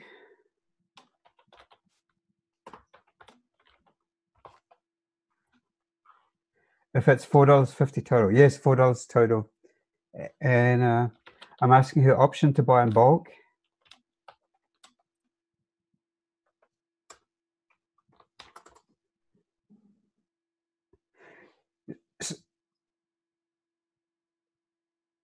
Okay, extra if you buy a 2-pack. So Paula's, this is just completely new and wonderful from Paula. She set this up herself. She set up the web page herself, and she's probably just sorting out the pricing and the options that are available. But the upshot is that you can buy. And Paula replies, yes, just message me if you want more. I can create a special listing. So if you want to buy in bulk, you can do so from Paula. And Paula's going to print, have them printed in advance and just sent out. So Paula said before to me that this is the quickest way to get these sent to you. This is to ask Paula. So again, if you've got that link, I'll screen share the link again. And we're hitting 5 o'clock, so we should probably wrap up soon. Yes, anyway. yes, we're just wrapping up. This is probably the last thing, I think, last item. I don't know. Any questions or anything, Kitty? And we can just go around and see if anyone else has anything to say. No, but I think this would be great to tweet out now that Paula has an Etsy shop out. This will be perfect to link out to people. This is awesome. And I believe Paula said she's reached out to Somerset Bean also, and there might be other options available, like, for example, quotes with Julian Assange quotes. We'll see. It's something we're working on now. But yeah, well, certainly if there's some graphics, Unify J graphics that are suited for that, there's a few in there. Yeah, that's a cool idea. Okay, so you've got the link. You can see the link. I'll stop the share. I'll see if Paula has any more comments. No, that was it from Paula. So that's pretty cool. That's not too bad for a sticker. You know, it lasts outside in the car, in terrible weather and everything. Good quality, and you can do bulk orders as well. Hey, speaking of printables, while you've been talking here, I've been trying to get that flyers auto response going. If you, Bruce, if you want to try emailing it and see if you get an attachment with some flyers back, that would be awesome. I think I've got it about right, but I haven't managed to test it. Family just arrived home. Oh, okay. Do you want me to? So if you email for some on that thing behind you, if you read out the email address and on the thing behind me. Look behind you. Oh, this. Oh, yeah. I actually. This is my whiteboard. And this is my flyer. It's too small to see there.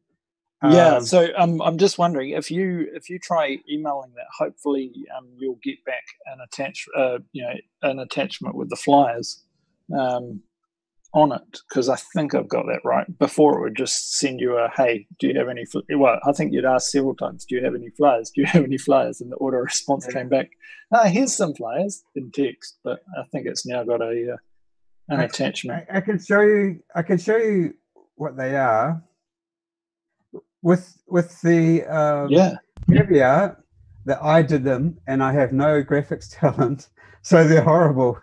Well, I won't say horrible. They're functional at best, I think. So this is a PDF file, and what you're saying, Joe, is that.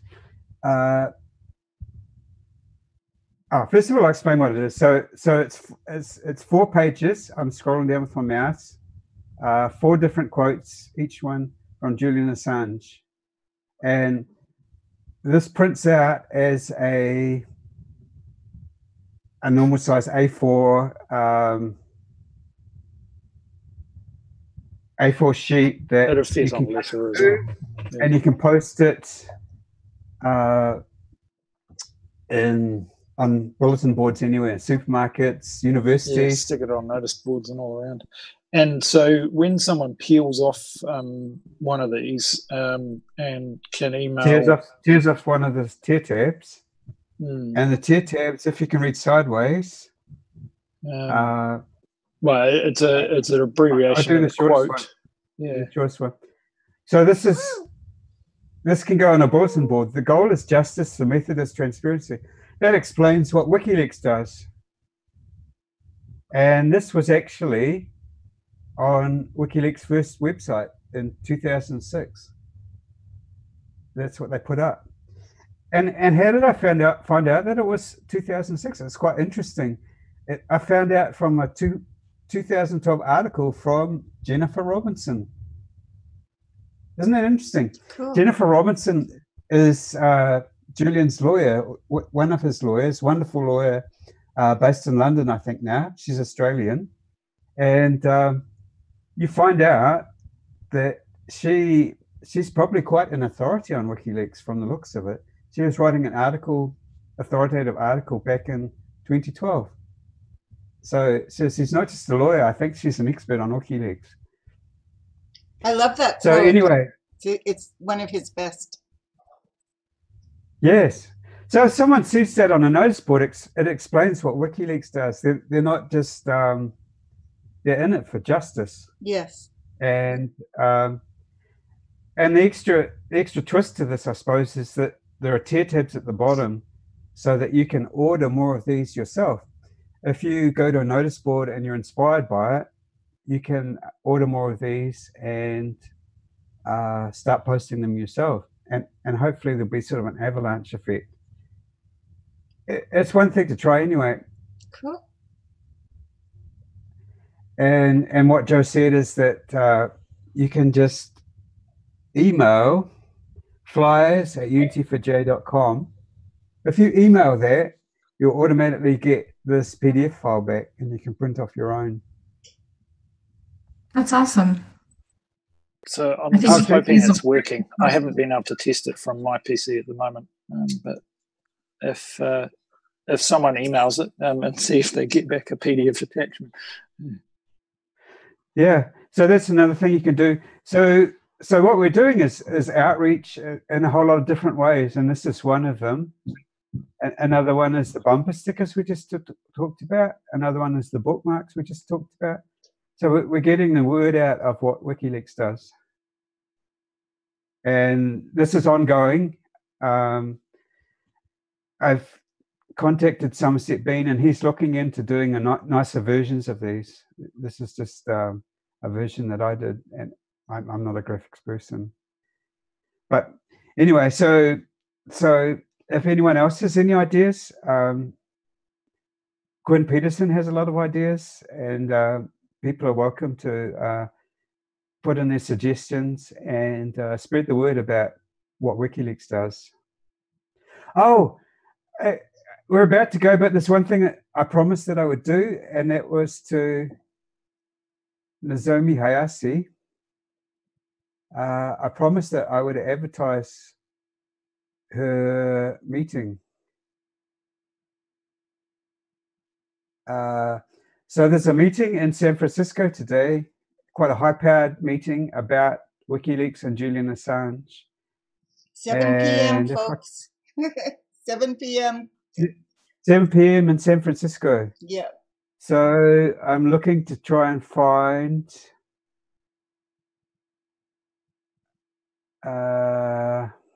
what I'll do is I'll do a screen share of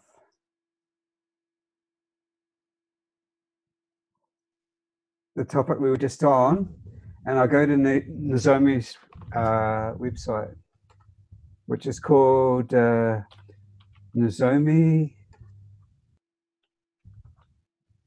There it is, Nozomi Hayase. Nozomi Hayase is one of the best educators on Julian Assange there is.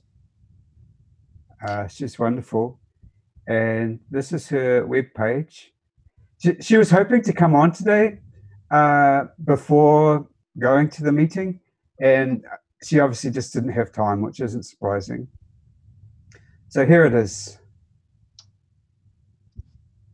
She offers incredible insights into the issue generally, as well as into WikiLeaks itself. I mean, I'm always so impressed when I read her work.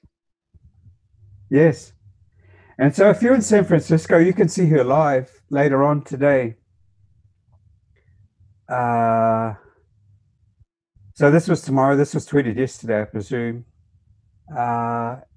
So what is this writing small for me also? Speakers include Randy Credico, Ann Garrison, Nozomi Hayase, Mehmet Bayram, and Steve Zeltzer. So a really high-powered panel. And this now is the time here is different. It says 12 to 4.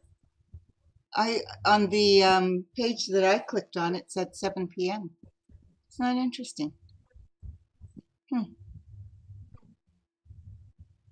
Yes. I'm wondering if that time is wrong that Nozomi posted. Yeah, 7 p.m. So this is the live stream. So this is what Nozomi wanted me to advertise. So it's ILM, which stands for International Labour Media, obviously, and then the word livestream.com. Just go to that page and you'll see the live stream. And it starts at 7 p.m. Saturday. That's West Coast time. So I'm not sure what the time is now, but it's 10 p.m. Eastern time, which is my time. Yes, and what's the time now for you? The time here is 5:14 p.m. Okay. So 5 hours from now. 4 hours and 45 minutes from now, yeah. Yeah, exactly. And so this is the live stream, and go and see it live if you can. Those speakers are amazing. Nozomi's wonderful, but also other amazing speakers. Randy Credico, the comedian. They said that that the guy who Dennis Bernstein was going to come, but maybe Randy Credico has replaced him. I'm not too sure. So it's if you're in San Francisco, you'll know near 16th Street Park. It's 518 Valencia Street, 16th Street. And organized segments include what did WikiLeaks release and their relevance? Alex Steinberg and Ann Garrison. We've had Ann Garrison on the vigils and also I think she's been on the WikiBeats as well. Another amazing speaker and journalist. What has been the role of the corporate media and the left independent media on the case of Julian Assange by Nozomi herself? So that'd be great to watch. And Nozomi's not going to take any prisoners, I think, talking about the corporate media. And what are the attacks on journalists in the US and around the world by Mehmet Bayram and Steve Zeltzer? And it doesn't mention Randy Credico here, but maybe as well. So anyway, that's another really interesting event around Julian Assange that if you're in San Francisco, you can go to it in about 4 hours and 45 minutes. If you're not in San Francisco, you can watch the live stream at this link. And again, the link is ILM and the word livestream.com. So yeah, quite a feast of Julian Assange related stuff with the vigil yesterday and this WikiBeats following, and then you can watch the live stream of the San Francisco event, which should be amazing. So so we're just about to wrap up. Is there anything else? Are there any questions from the YouTube, Kitty? 1 second, I can take a quick look.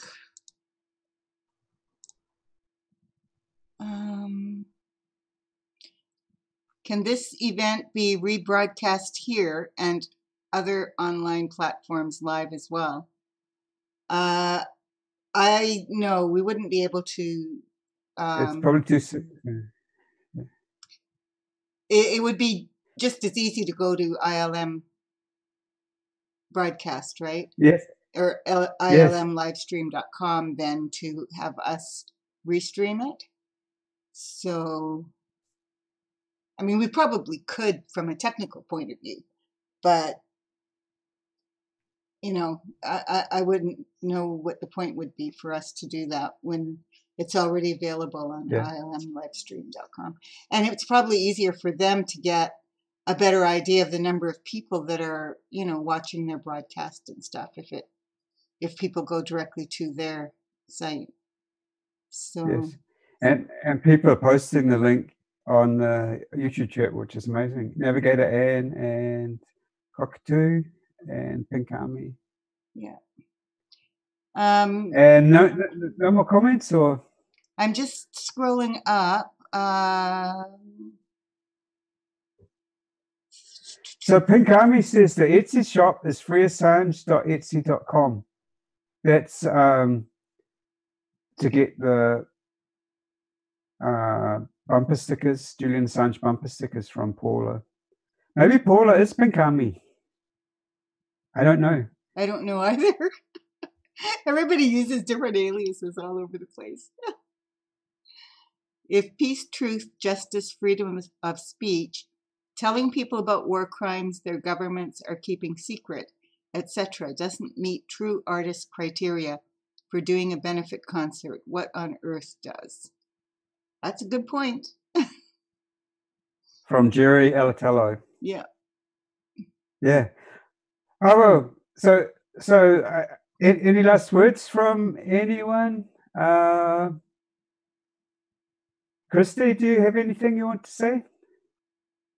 And nothing left to say, but I think it was good to get a lot of feedback and talking to everybody at the embassy. I think that's there's been a lot of disconnect since there's sometimes people there and nobody knew who was there. And so I think this is great that we are able to bring them on and talk to them and get to hear what's actually going on in London, especially for those of us that don't live anywhere near London. So that's pretty awesome that we can have that ability to do that.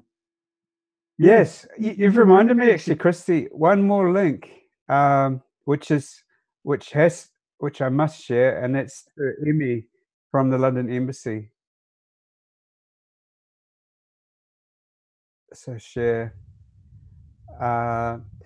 Emmy, long-time vigilist, and this is her account, Greek Emmy, and Christmas Solidarity Vigil outside the embassy, Sunday the 16th.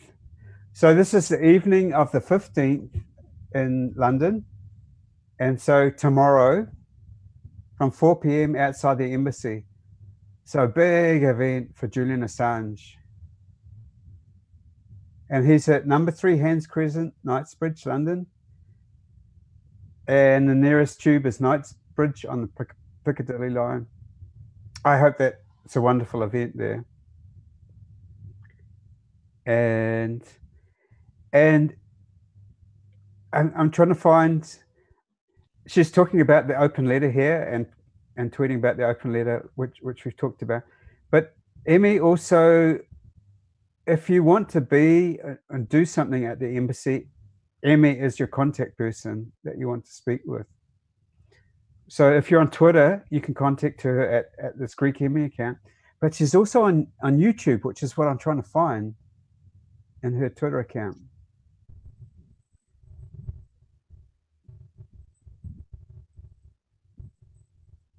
Yes? Do you want me to go back?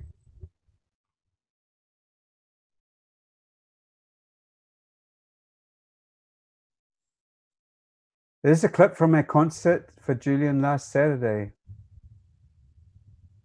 Oh wow! Okay, I'll try and find the YouTube page, and then we can wrap up with that if everyone's okay. So who else? So Kitty, do you have anything else you want to say? Okay, Joe, do you have anything else you want to say? I'm good. I was just trying to test these flyers, and I've still got a few kinks to iron out. So yeah, no worries. Here it is. Here it is. This is the tweet that I wanted to talk about. If you're in London and able to show support for Julian Assange and WikiLeaks on the ground outside the embassy, make contact with Greek Emmy or this group, which is facebook.com WikiLeaks Solidarity.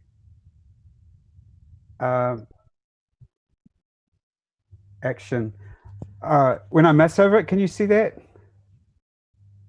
Solidarity Action London it is. Yeah, it's a bit small on the live stream, but yeah. Yeah.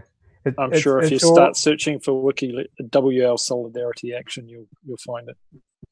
So WL Solidarity Action London with no spaces. So they're really getting organized in London, like the 24/7 vigil is really been given a boost by Angel arriving, and they were already getting their act together really well, the Camden Catholic workers. And during the daytime, I think if you want to go during the daytime and do something, Emmy is the person to support, to contact. Okay, stop share. Oh, I didn't want to stop share. So we'll just close with your suggestion, Kitty.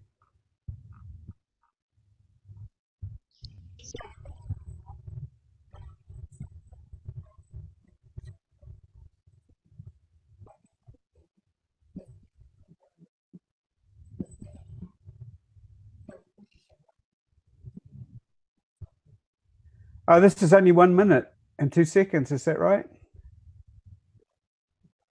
Okay, we'll close with that. Yeah, we'll close with that.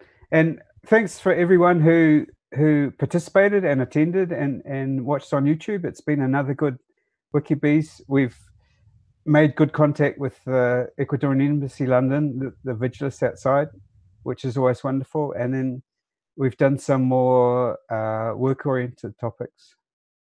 So it's been a good WikiBees. Thanks, everyone.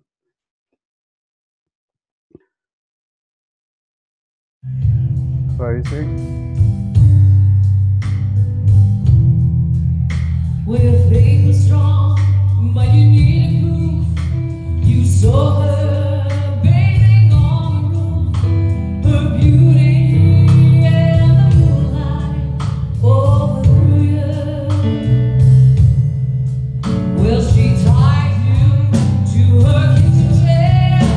She broke his bone and touched your hair and swung your lips. She threw